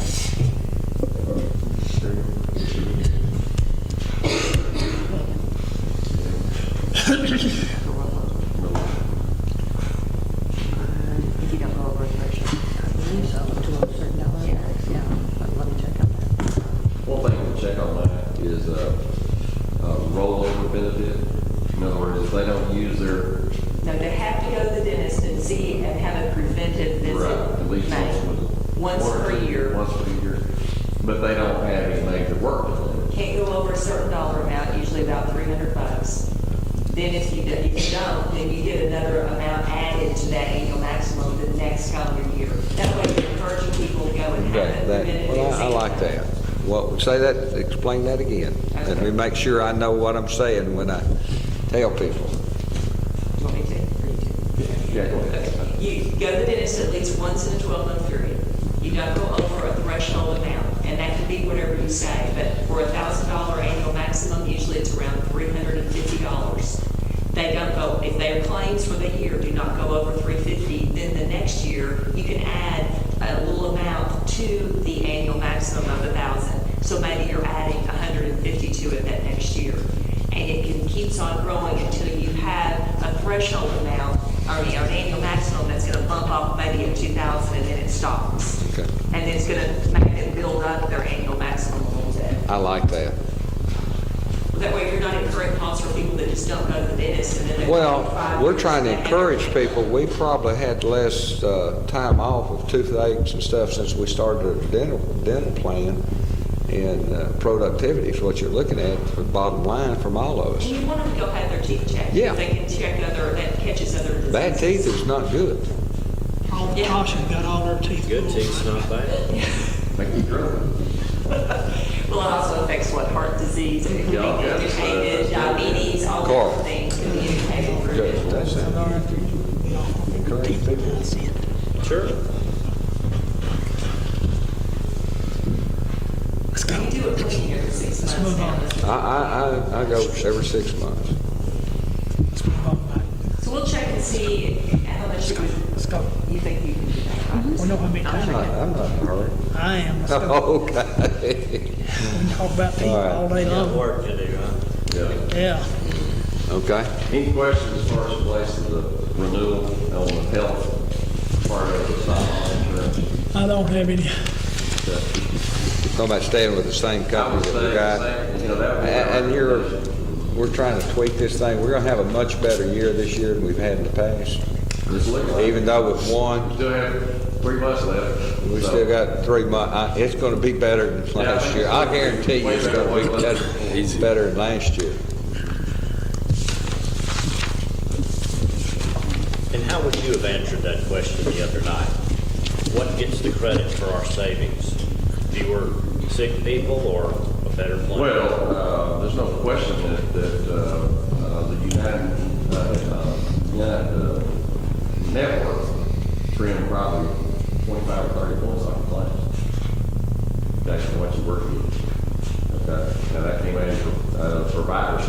where that came out of, all right? So there's no question, of course, that's one of the most important things we look at when you start talking about partly self-funded, is what network you utilize. Because that's where your true savings should come from, so. Yeah, but you these also, 25 to 30% off of, the contracted amounts. And again, those are amounts that those providers have agreed to. Okay? They're not shoving anything down their throats other than, maybe they don't like the negotiation process, but, I mean, you were getting hammered on claims that were at Baylor or at MD Anderson or places like that. You were getting 15, 20% discounts, and now you're getting 55. So that's the big, as far as it relates to just overall claims, that's probably the biggest thing. And then the next thing is, as far as it relates to large claims, so far, it's been a better year than we had in the past too. So the thing that cost us the most the last year and the year before is we had 5 or 6 claims this last year and 3 the year before. Right. That's what caused it to be. And then it caused this group to have to, our past history was not good. Right. So that kept it up too.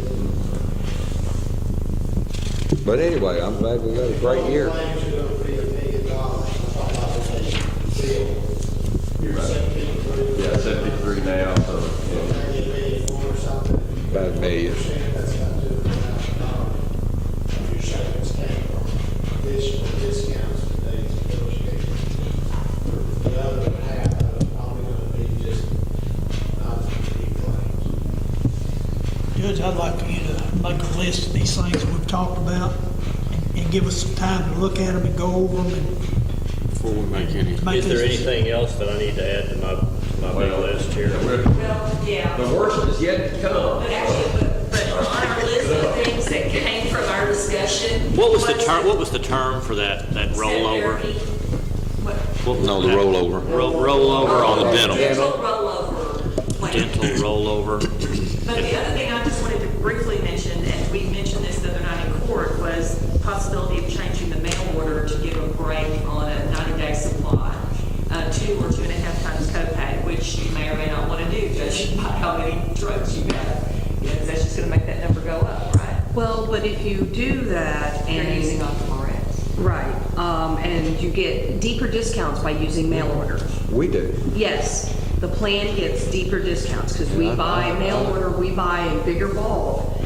So by giving an employee a savings of half their copay or one whole copay by using the mail order program, then you as the plan will save some money. I will go back and I can pull a report that can show utilization for retail versus mail order. My guess is that your mail order is probably extremely low. It's probably not even being utilized. But those Because they non-preferred don't have drugs. a break for using it. They're Right. paying 3 copays to use mail So order. they might as well just go to the local pharmacy and pay the 3 copays. But I think y'all wanted to do that. Yeah, there's some would Yes. would like to do You that. get 3 months supply, you're gonna get it cheaper, plus, I don't know why we shouldn't pass it on to the employee.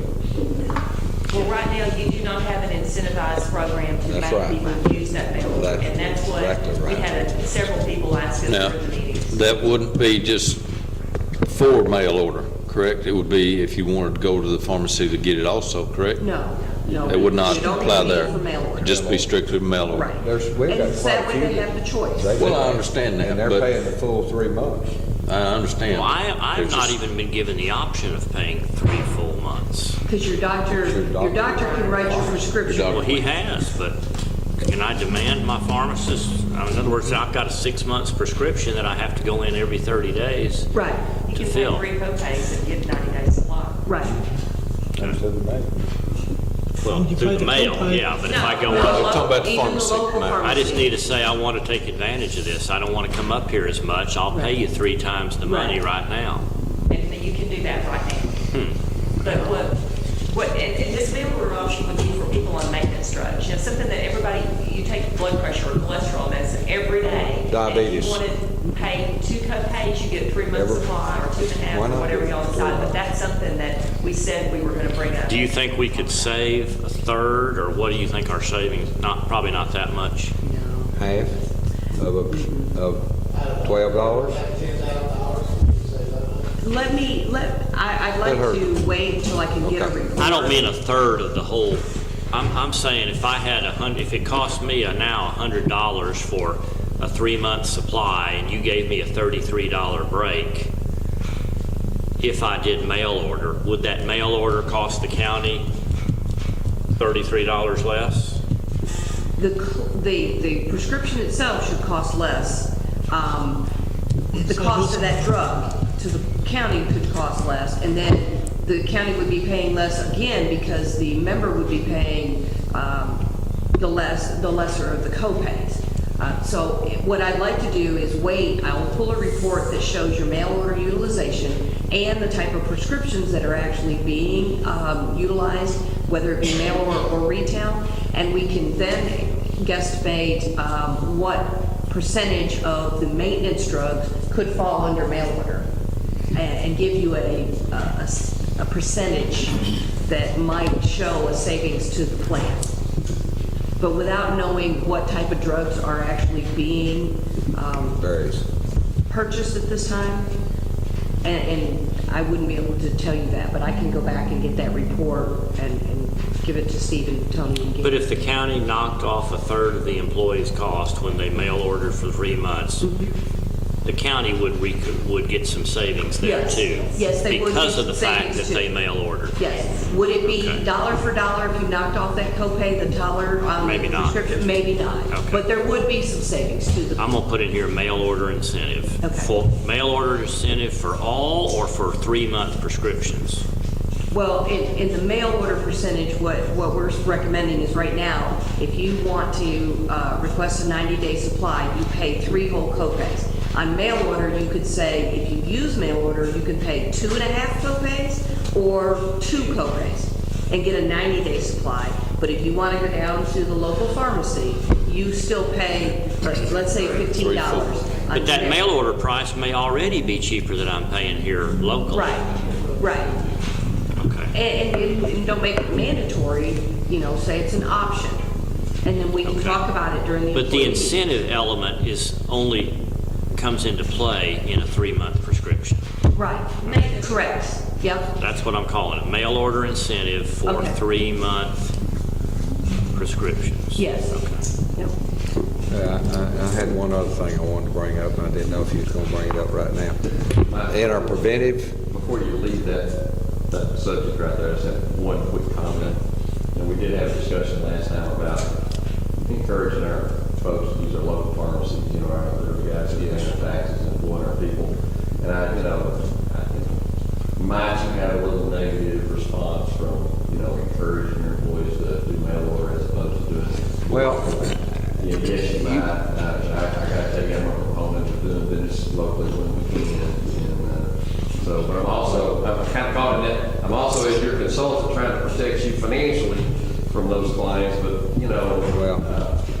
there's more to it than maybe just saving a few dollars on the pharmacy. So. I agree with I'm you. all for spending it here if you can. I don't know why you couldn't add that mail order or local. They will do that. It's just, and there's some people that don't want to get their medicine in the mail. So you may only have some people that would utilize that, but having an available option available to them might be. Some people I agree will with do that. it. We need to buy local as much as we can. They're the ones that pay the taxes. Well, I've got that item on here for your Okay. consideration. You can ponder all that. One other thing I brought up was the shingle shot. It's on my list. And, okay, go ahead. Well, I was just going to say, this is the third thing that we were going to say. It is not now considered one of the preventive things. But if you, I brought up that for folks over 60, and that would be one of the criteria. Well, I think you have to be 60 to get the shot. But he just suggested that we add this as a preventive benefit. But again, that is something you'll have to actually decide to do through contract language. A shot is a little over $200. If you get the shingles, you're looking probably at $300. talking to somebody that had had it, said from $3,000 to $6,000 in treating it, going to the doctor and those type things. Is that an annual shot or a one-time? A one-time shot. One-time shot. And Brandy used to work at a doctor's office, and she was by the way, right, when we were dealing with drugs the other day, but not dealing with drugs. But when we were talking to people about their medications, she said that the doctor's offices charge around $200. That's what she said.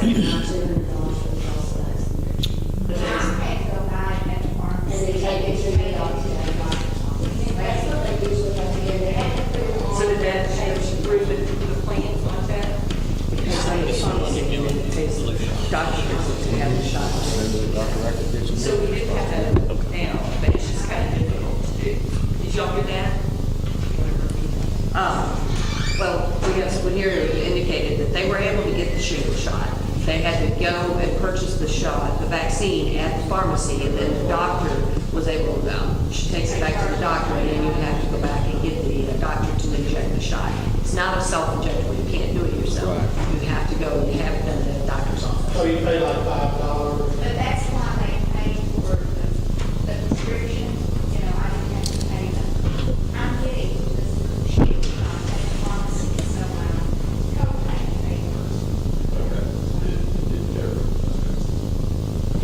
So that's already in place. So it's under the medical plan as an option. So the best way to tell somebody if they want the shingle shot is to do it the way she did, or just go to your doctor? Just go to your doctor and let them know that you'd like to have that shot, and then very few doctors actually have the vaccine in their office. Most of them will write you a prescription, say go get the vaccine, bring it back, and I will inject you. But you can't just show up at the pharmacist No, and say, I you want have to have a this. prescription for it.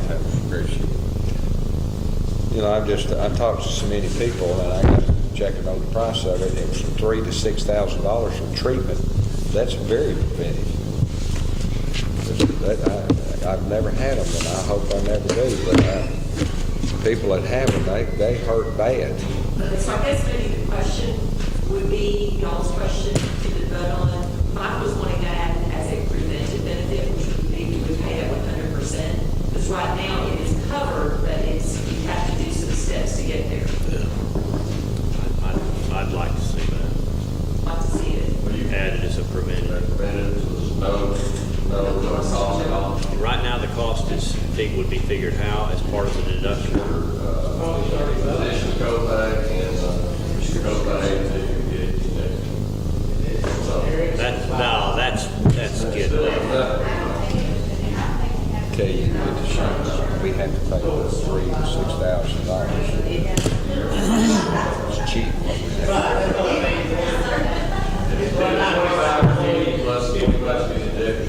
That's a good trade-off.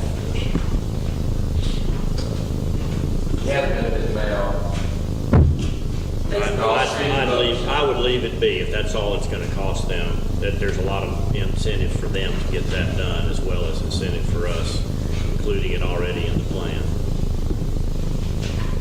So we'll just make that the one thing that we'll. Well, no, I'm gonna let them decide on that. I'm gonna let them decide on that. Shingle shot. Well, I go back to preventive. What I'm saying is, if you encourage people, they can go get it done. It's preventive. It doesn't cost them anything compared to $3,000 to $6,000. Pay for a lot of shots for that kind of money. I think it ought to be preventive.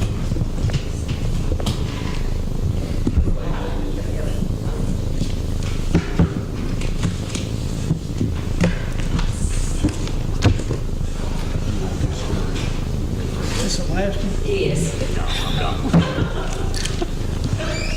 Well,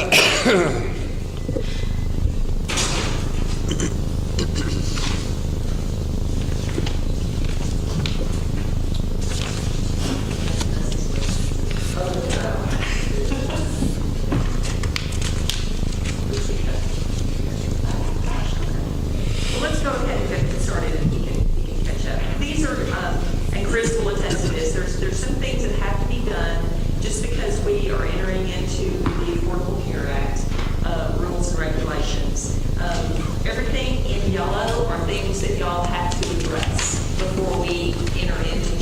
January 1. Everything on page 1 is just saying that the plan year starts on January 1, which I think we all can understand that.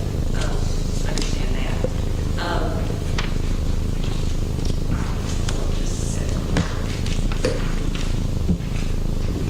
So the first question on page 2 is, does your plan provide minimum essential coverage? And I think by the time we get through with the questions that we're going to ask you, the plan will provide minimum essential coverage. And y'all understand that's one of the rules of the Affordable Care Act, that your plan has to be at least 60% of actuarial value. That's based upon the way all plans, all benefits, and I know y'all do. So we will just be able to check yes to medical and dental. These are required of both products now. Okay, on the employer mandate, this is to look back measurement period to determine whether or not they are in the employer mandate, which means do you have over 50 employees? Well, I think we know. And are you offering it to every single employee? Which you are, yes. So you're meeting this criteria. In 2015, as it stands right now, and we can only go on based on the regulations that have been put out as of right now. You will be required to show how you did your look back period.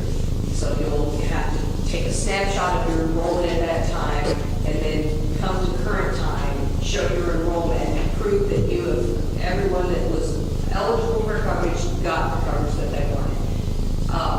We were in the process of putting together formulas because that was supposed to be mandated for 2014. It actually got delayed to 2015. So you are offering it to all your employees that are eligible. You're meeting that criteria. You do not have to provide formula documentation at this time.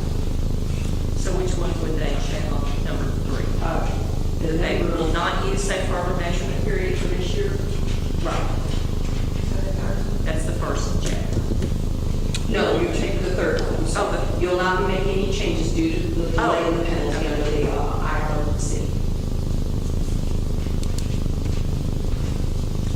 And number 4, there are some things in the plan that have restricted annual dollar limits, and you've got the list of what we have already. Yes. So in looking at your plan design, and I apologize, there are some dollar limits, annual dollar limits on your plan that will have to be removed, such as, first one that comes to mind is your ambulance. You currently have, for ground ambulance charges, you have a $5,000 annual cap. That's the most that the plan will pay. And for air ambulance, the most that the plan will pay will be $10,000. You have to remove those dollar limits. And you can keep the benefit the same. It still can be subject to deductible and then co-insurance. But the plan can't cap the most that they would allow at $5,000. We talked about that last year, that can be a very expensive deal. You're not able to keep that in there anymore. There's going to be something that costs festival. And therefore, anybody out here, I don't know. Does that mean we have to pay the provider an uncapped amount, or we have to provide the employee an uncapped amount? You have to basically take that cap off, and if the provider bill of $50,000 for an air ambulance, the employee's deductible would be paid by the employee, and then they would pay 10% of that bill, but the plan would pick up all of the difference. Right now, on a $50,000 air ambulance bill, the employee still pays their deductible and their 10% co-insurance, but the plan is capped at paying it at $10,000. So either that employee pays it, or, well, Yes. you can't force and that's after you've negotiated your best deal with the provider. Correct. Well, I mean, is there we don't have an option here. Right. Okay. This is under the Affordable Care Act. So how would ENA possibly be an answer?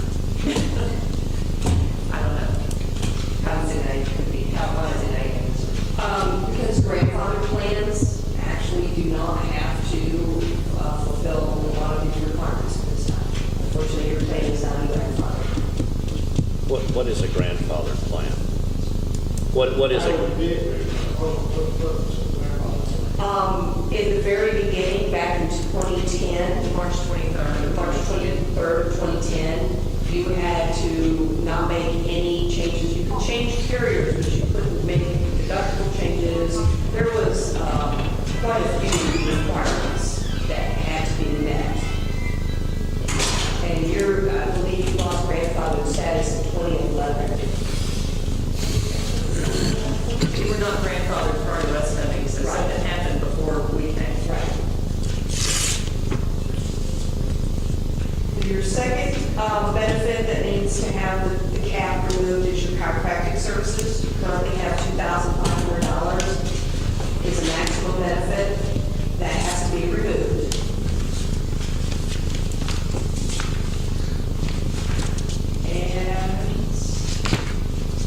And under the supplemental accident expense benefit, including dental injuries, there's a $300 cap. Now, this supplemental accident expense benefit is actually not an essential benefit, and you could basically remove this from your plan and not even offer it any longer. Because it is a very, very old. It's a really old benefit. It dates back 20 years. And you're offering people the option through Colonial to buy an accident benefit, and they could purchase that voluntarily if they wanted to. Probably have better coverage.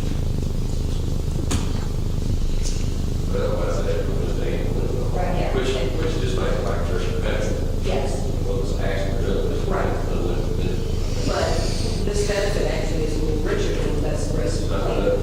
It's no deductible. What number are you on? Because I'm Oh, lost. I'm sorry, I'm actually looking at your document design. It's not in that healthcare reform document. For that question number 4, I'm pointing out what benefits have to be changed due to number 4. So far, from ambulance, chiro, and now Now, the this supplemental accident.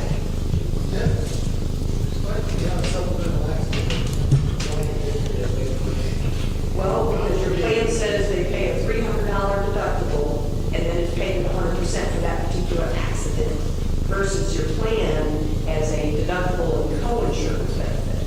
So if you fill out a tree, broke your leg, that's an accident, Yeah. as opposed to just going to the doctor. Right.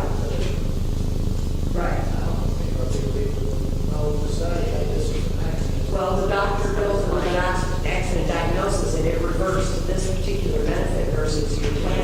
Nobody carries that. I'm kind of lost in this conversation. It's something that we don't have a choice on. But it's covered, it's like a regular. Yes, your accident benefits would still be covered under the plan. We're not taking away a benefit. There's still that benefit option covered in it. I mean, the deck accident. It just, Specific ones. No. all accidents. But under this particular benefit, Oh, They have okay. an accident. which we that's what you're doing, right? Yeah, basically the accident benefit It's better is better than the normal plan design. So those are the 3 areas where the annual maximums need to be removed. So we will be putting that in place, and then we'll be able to answer question number 4. Did you no longer have the annual maximums on your plan? So you'll meet the requirements of the affordable care. Number 5 is already answered. Y'all need to vote. Consider to remove the accident is to remove it. And it makes access to your own deductible. Whereas right now, it functions for the first 3 months, and it's a deductible. So what is the, Law, it would be saying you got to cover for accident. See, right now, they pay $300 and it's 100%. Is the way it's run. No, it's a $300 deductible, you know, to a maximum benefit. Oh, yeah. So it's not. It is 100% up to $300. That's referred back to the plan design. So Carl's incident is the guy fell, broke my ankle, and I go to my doctor with all this. The first $300 of that charge is paid by the plan at 100%. Then anything above the $300 that the doctor charges is subject to the office visit copay, and then the plan makes the difference. So if you remove that $300 and that benefit altogether, I go to the doctor's office and say, I broke my ankle, I just pay my copay, and then any expenses, if it's subject to deductible, and then the plan pays the rest. So What do we have to do to be in compliance? remove the $300, That's what we'll do. or you can remove that benefit altogether. We could probably do that suggestion. Just like That's what I'm thinking. Just move the $300. Yeah, that's what I'm thinking. Yeah. So I think the sound though would be a vote, you would have to place to remove that particular benefit altogether. Okay, let's word that for my list. Remove the, Supplemental accident benefit.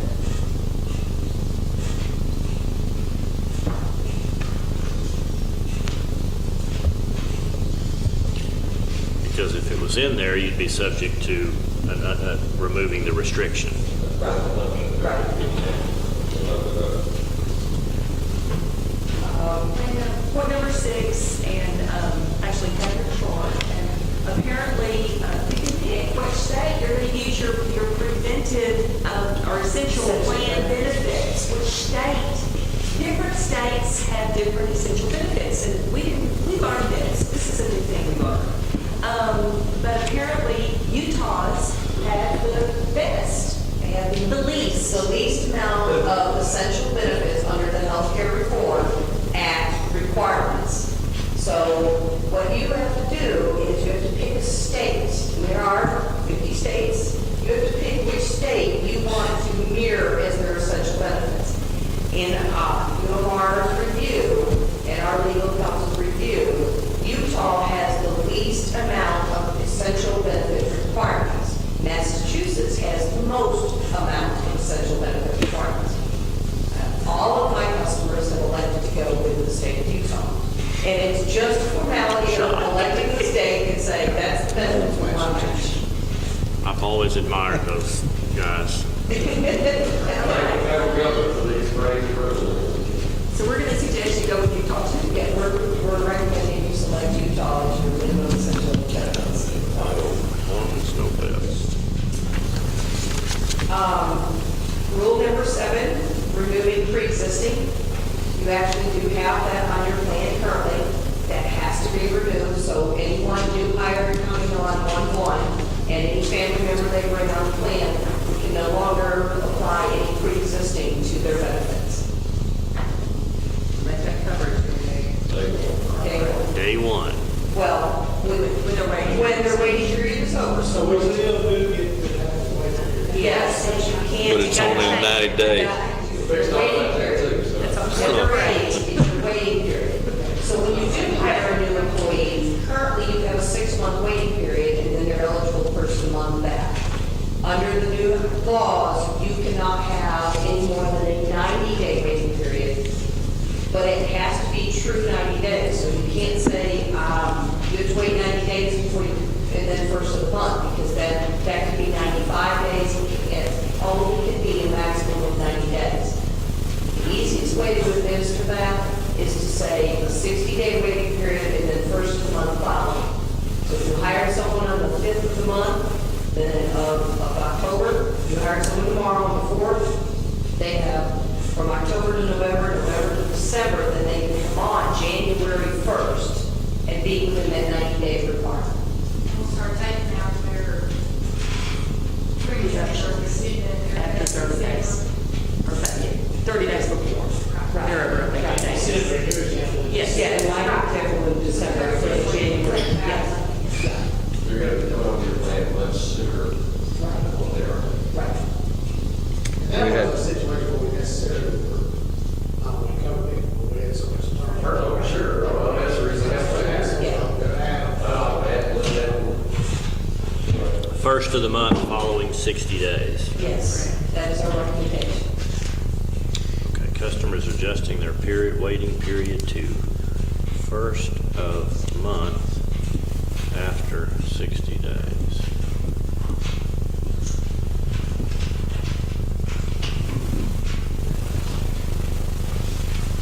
next page, number 9, medical plan is currently not grandfathered.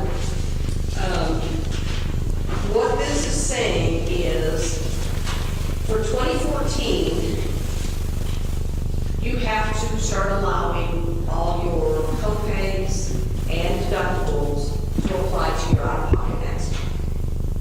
In 2014, you can have up to a maximum amount of $6,350 for an out-of-pocket for an individual and $12,700 for a family.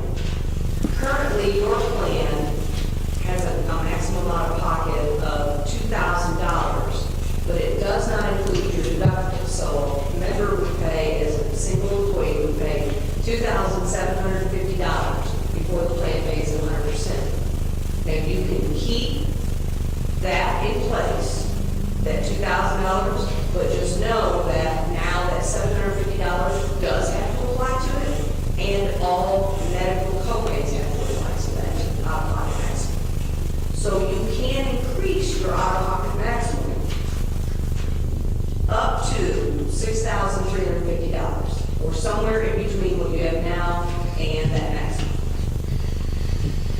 That's probably will do next summer, because my understanding, we're not looking to change the plan at all. We're not changing the deductible, we're not changing anything. You understand what she's saying, though, is you're gonna get to your plan maximum much quicker. Right. Because all the co-pays can't afford that 2,000, deductible can't afford that 2,000.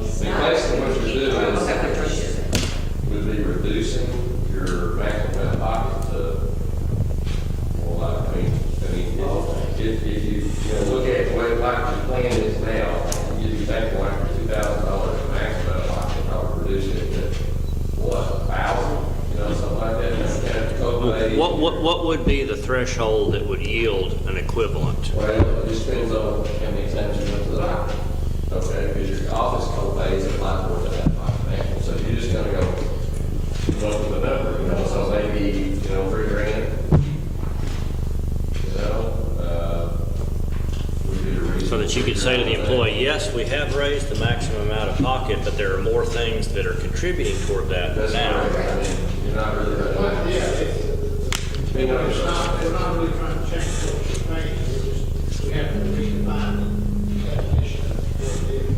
And you Not be also, $1,000. and you also have a Yes, sir. same Leading those. bucket or maximum cost behind the pharmacy.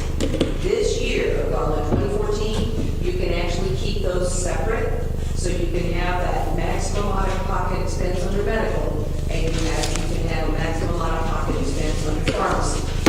And, I'm sorry, but you have to include your dental in that too, in your medical bucket, because it's embedded.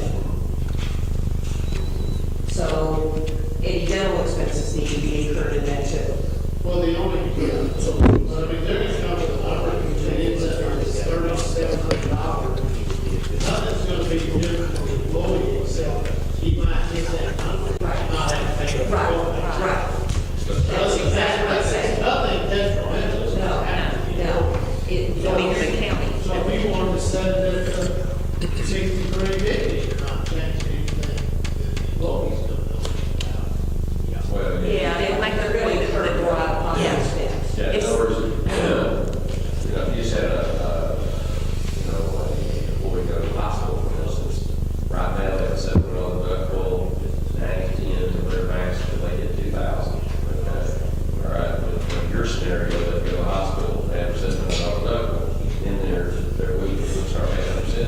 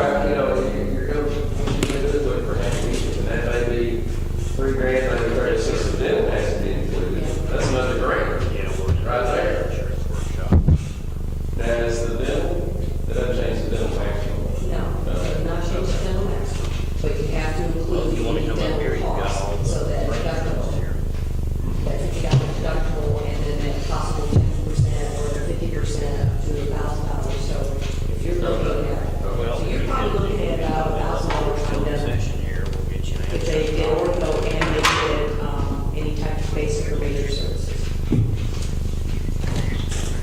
The employee that goes to the doctor all the time. Yes.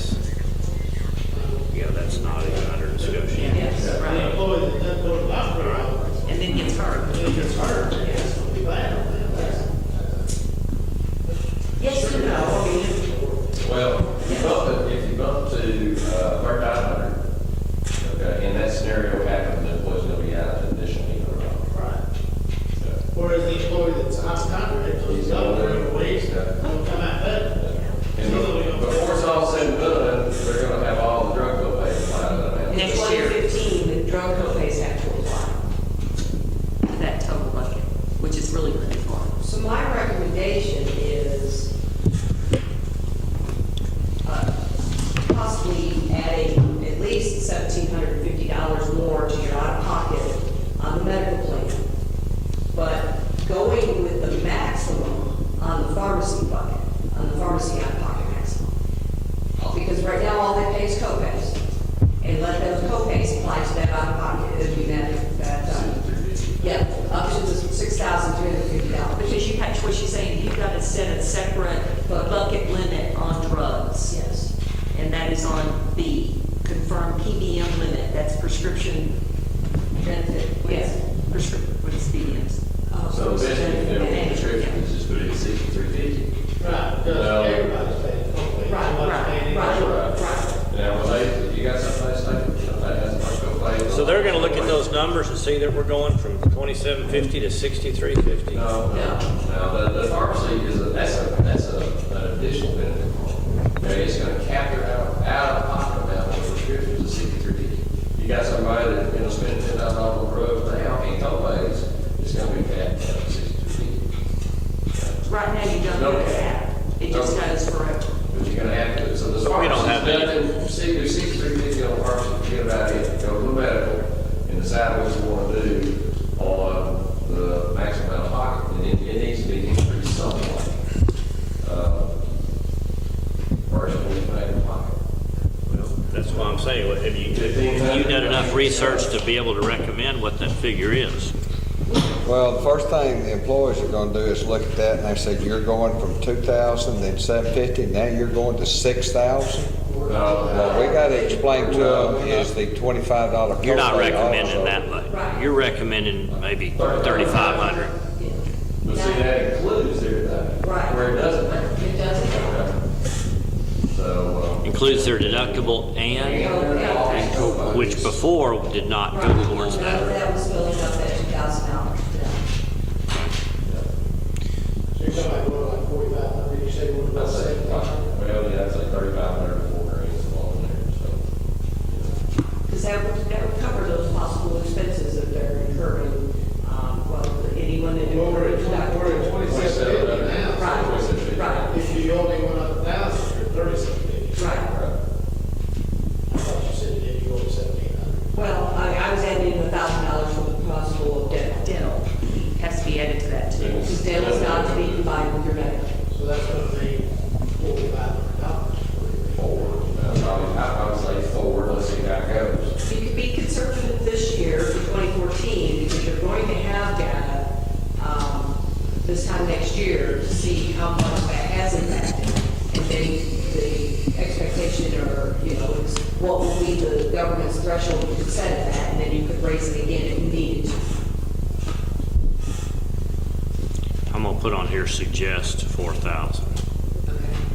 And then on the pharmacy side, suggest the maximum of the 6,350 individual and 12,750. Wait a minute. Right.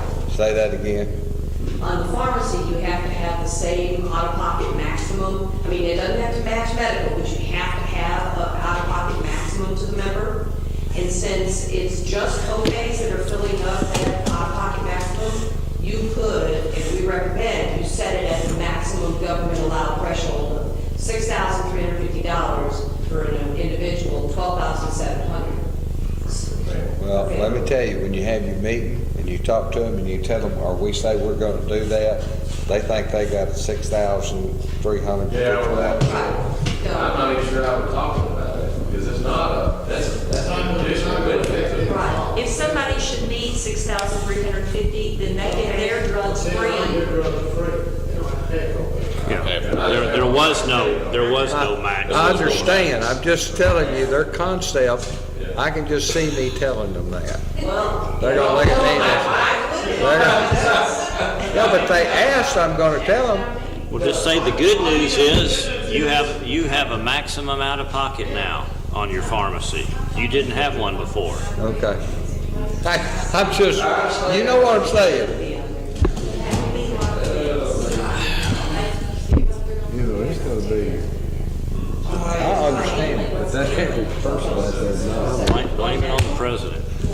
medical, you have to set your family limit on medical. Yeah, 4,000 for individual on medical, what would be your family? Your family's currently 3 times, and it can stay 3 times. So if you set it at 4,000 for the medical individual out-of-pocket maximum, the family could be set at 12,000. And family would be even just spouse and employee? Yes.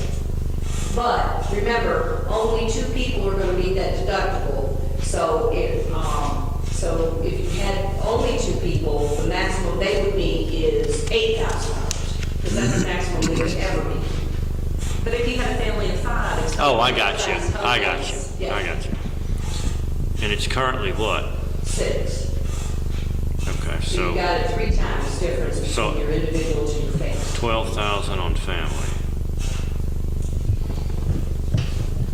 Okay.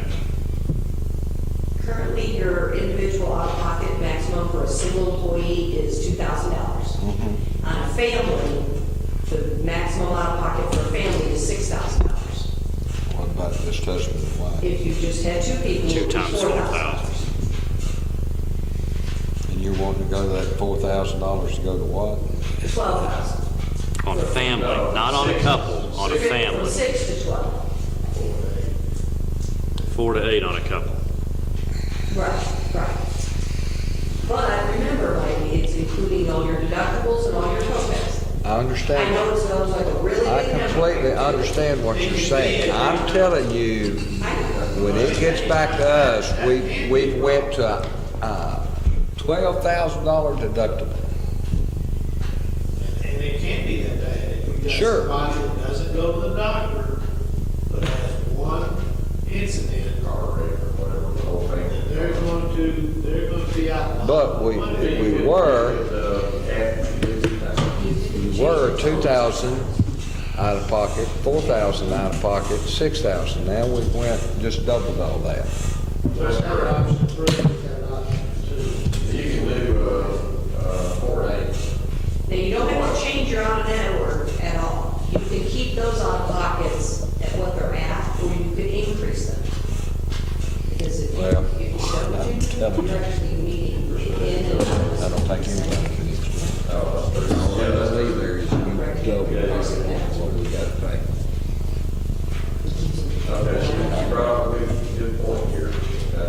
Your out-of-pocket, I mean, the out-of-network maximum for the individual is 4. Okay, so if we change it in-network to 4, then we need to do something about out-of-network to Right. to 6. Okay? And then if you want to do 2 times all the family, that's fine, or whatever number to 12 to be a bike and do, 8 or 10, I guess, but, probably 8. Do 4 and 8, 6, 12. 4, 8, 6, and 12, yeah. You gotta have, you gotta have something else if you're going out that work, you don't want to do that, so. So you're suggesting 4 and 8 family maximum? 8 4. 4 for the single, 8 for the family. 8 for the family, not for the couple, but for the family. So whether it's one spouse or 10 kids, it's 8,000. Okay. That's not able to differentiate. You're not 4,000 and now you're just doing And then out of network, 6 and 12. Yeah, that works 6 and 12. Okay.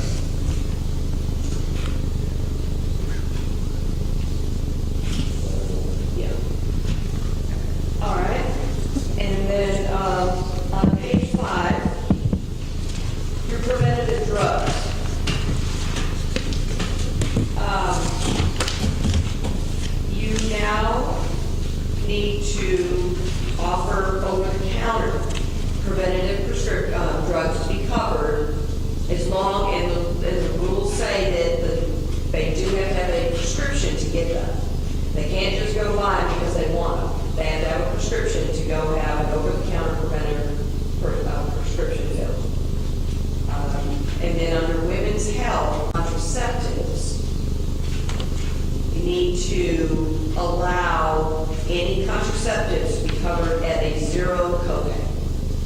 So birth control, Preventative is zero, yes, and and the women's, yes. So these also need to be covered with no copay cost at the generic. they're gonna, the people handling the claims are gonna know what drugs considered preventative.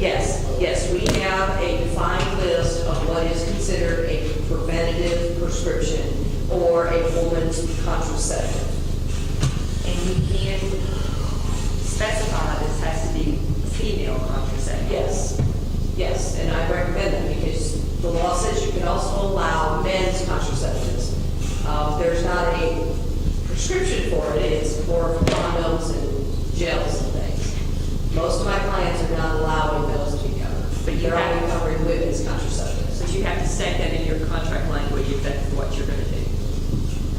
And these have to be covered at no cost to the member, no copays. They're preventative, are there any preventative prescriptions that are expensive? No, there are only, of the preventative prescriptions, only 2 are actually a brand name.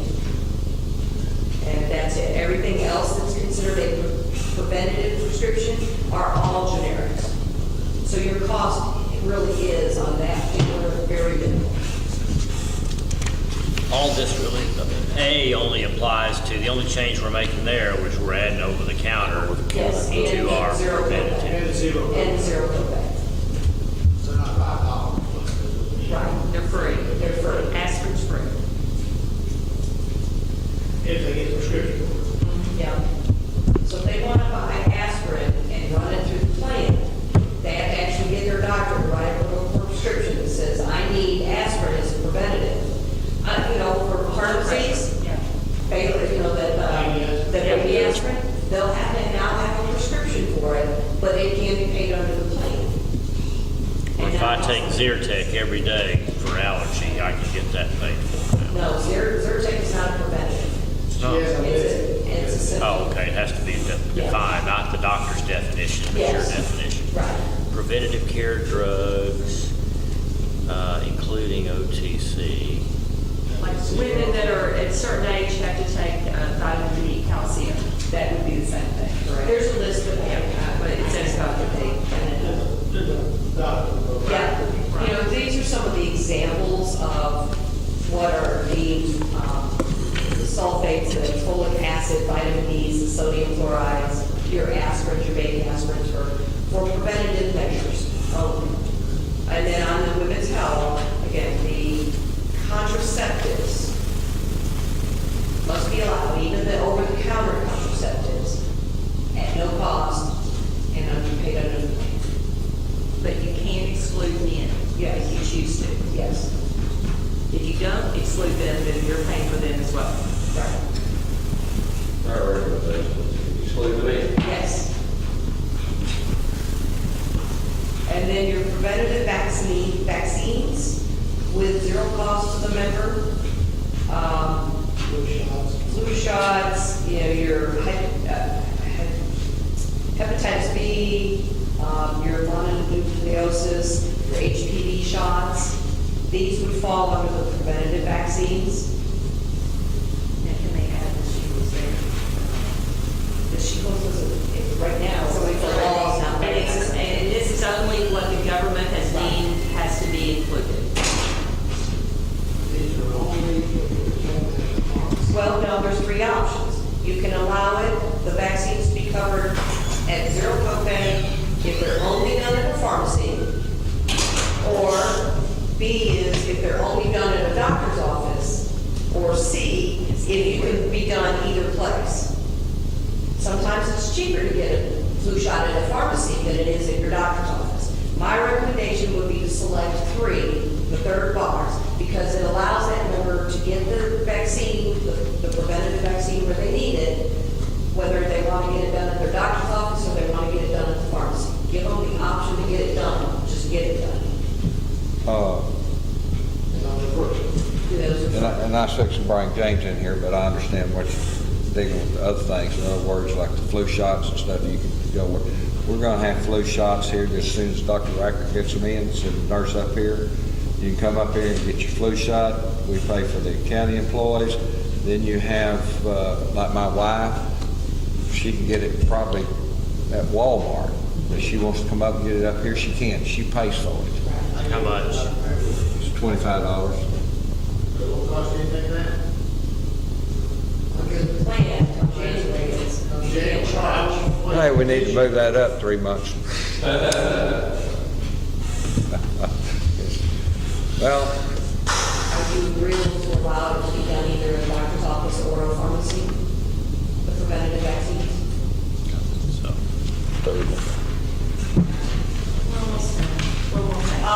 And then page 6, the last is the out-of-pocket accumulations. This basically is saying that you're going to continue to have separate out-of-pocket maximums for your medical and dental and then your pharmacy. Because this year, in 2014, you can keep them separate.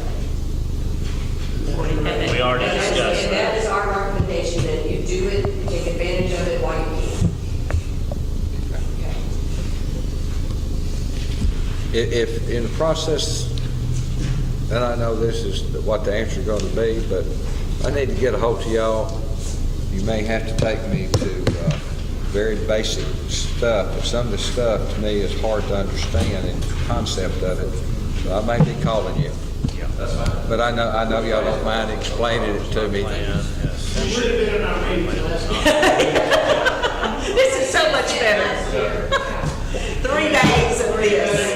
Well, I think I remember Christy saying, it's different. You just don't know how different. Okay? That's all the bad news I have to do. When do y'all need to have an answer to these questions? Yeah. Sooner the better. Huh? Sooner the better, so we can, We got, not next week, but next week. We actually already have enrollment set up with Colonial, because we're going to try to do it all at one time, and that is, we're getting Okay. Is it your understanding we did not make any decisions on any of this stuff in yellow, or are you marking down decisions? Some of the things you made decisions on because you were required to. We didn't have a choice. Right, but like the out-of-pocket maximum and. Just wonder if we could knock some of these out right now and get it off of this long Well, the list. only thing that you honestly, I think, could choose on is page 4, number B, right? 9B.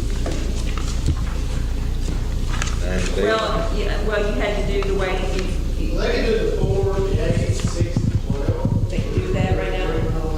There's 3 of them, they can both do it. I guess it's on their agenda today.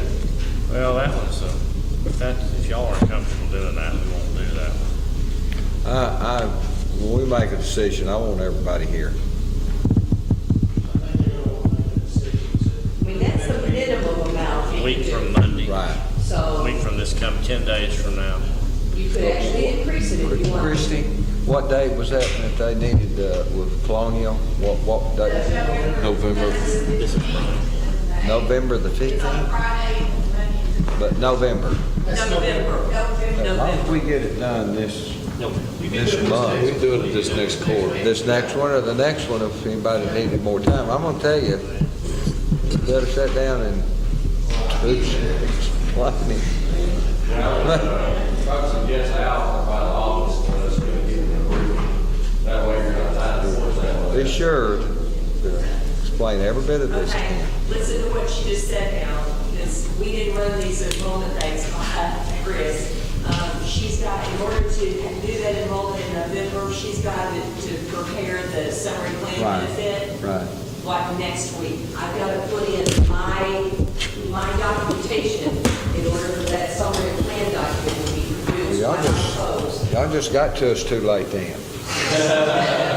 Just flip that coin and write it down. The 14th. 14th.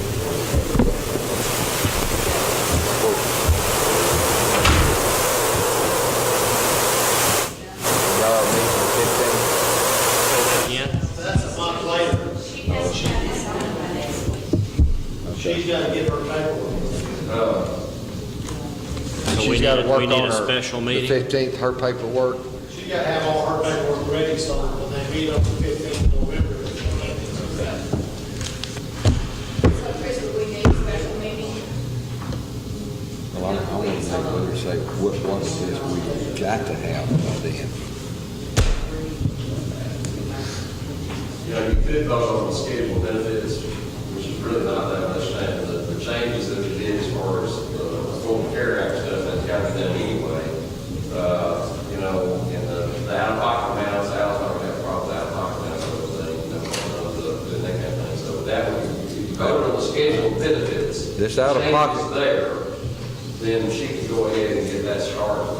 Then you can work on the retiree stuff and the other, you know, like bring that up.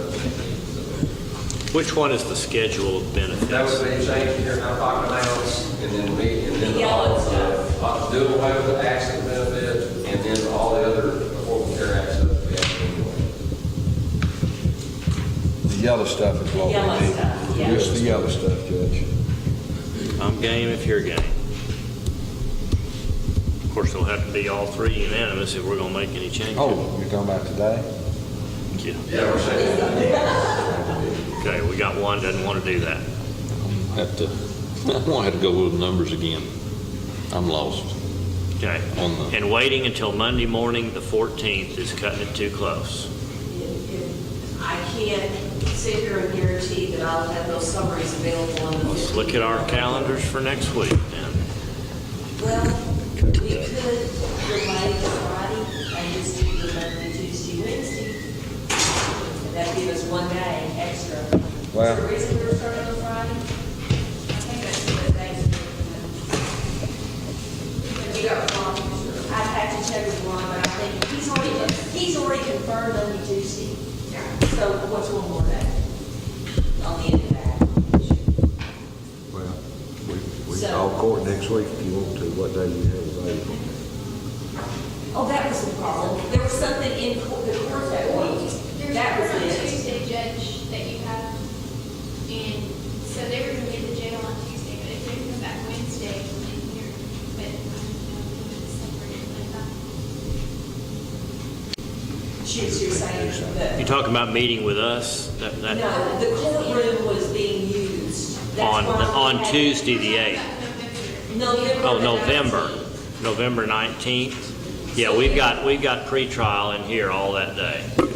Okay, so that's why we were starting on the Friday before. The 15th. That that's gonna put her too close to some things done.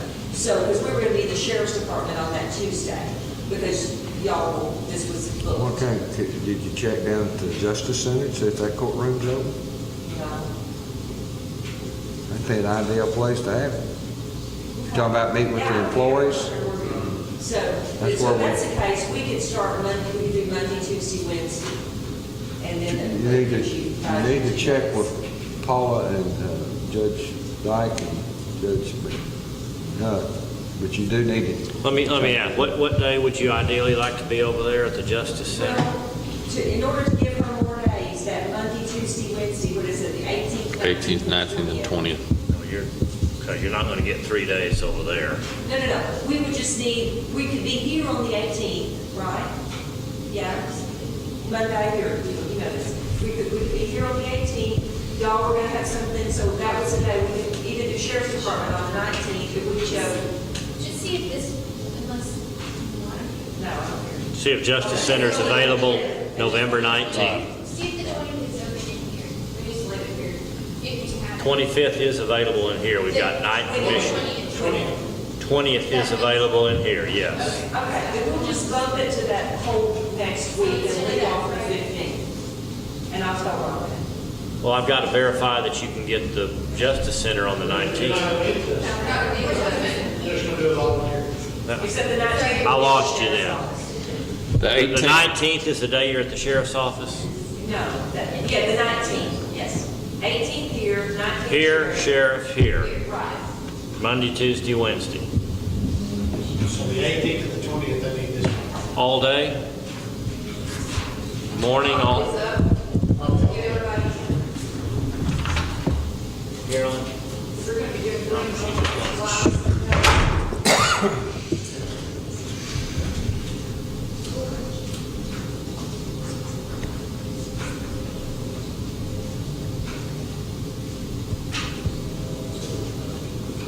This is the meeting for enrollment Yes. So y'all, Yeah, that week, 14th.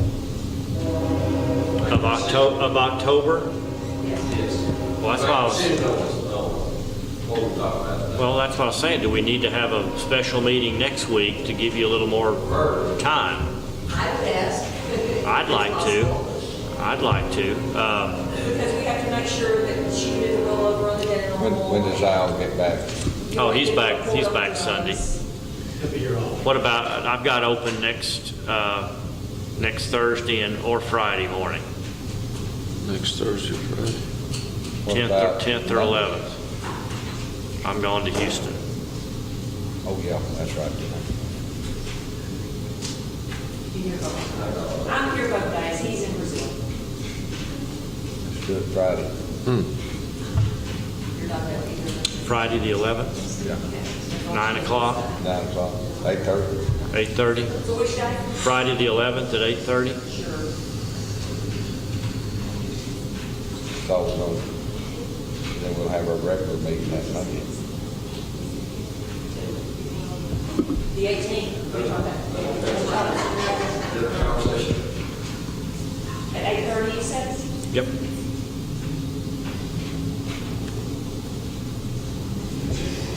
Yeah, that's fine. Sure that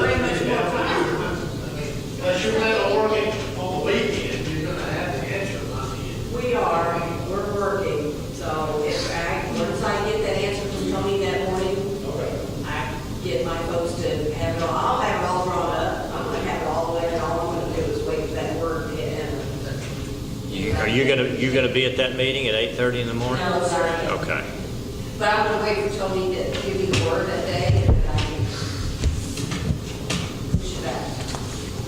Okay. Friday, a week from tomorrow, the 11th, special meeting at 8:30 a.m. right here in the courtroom.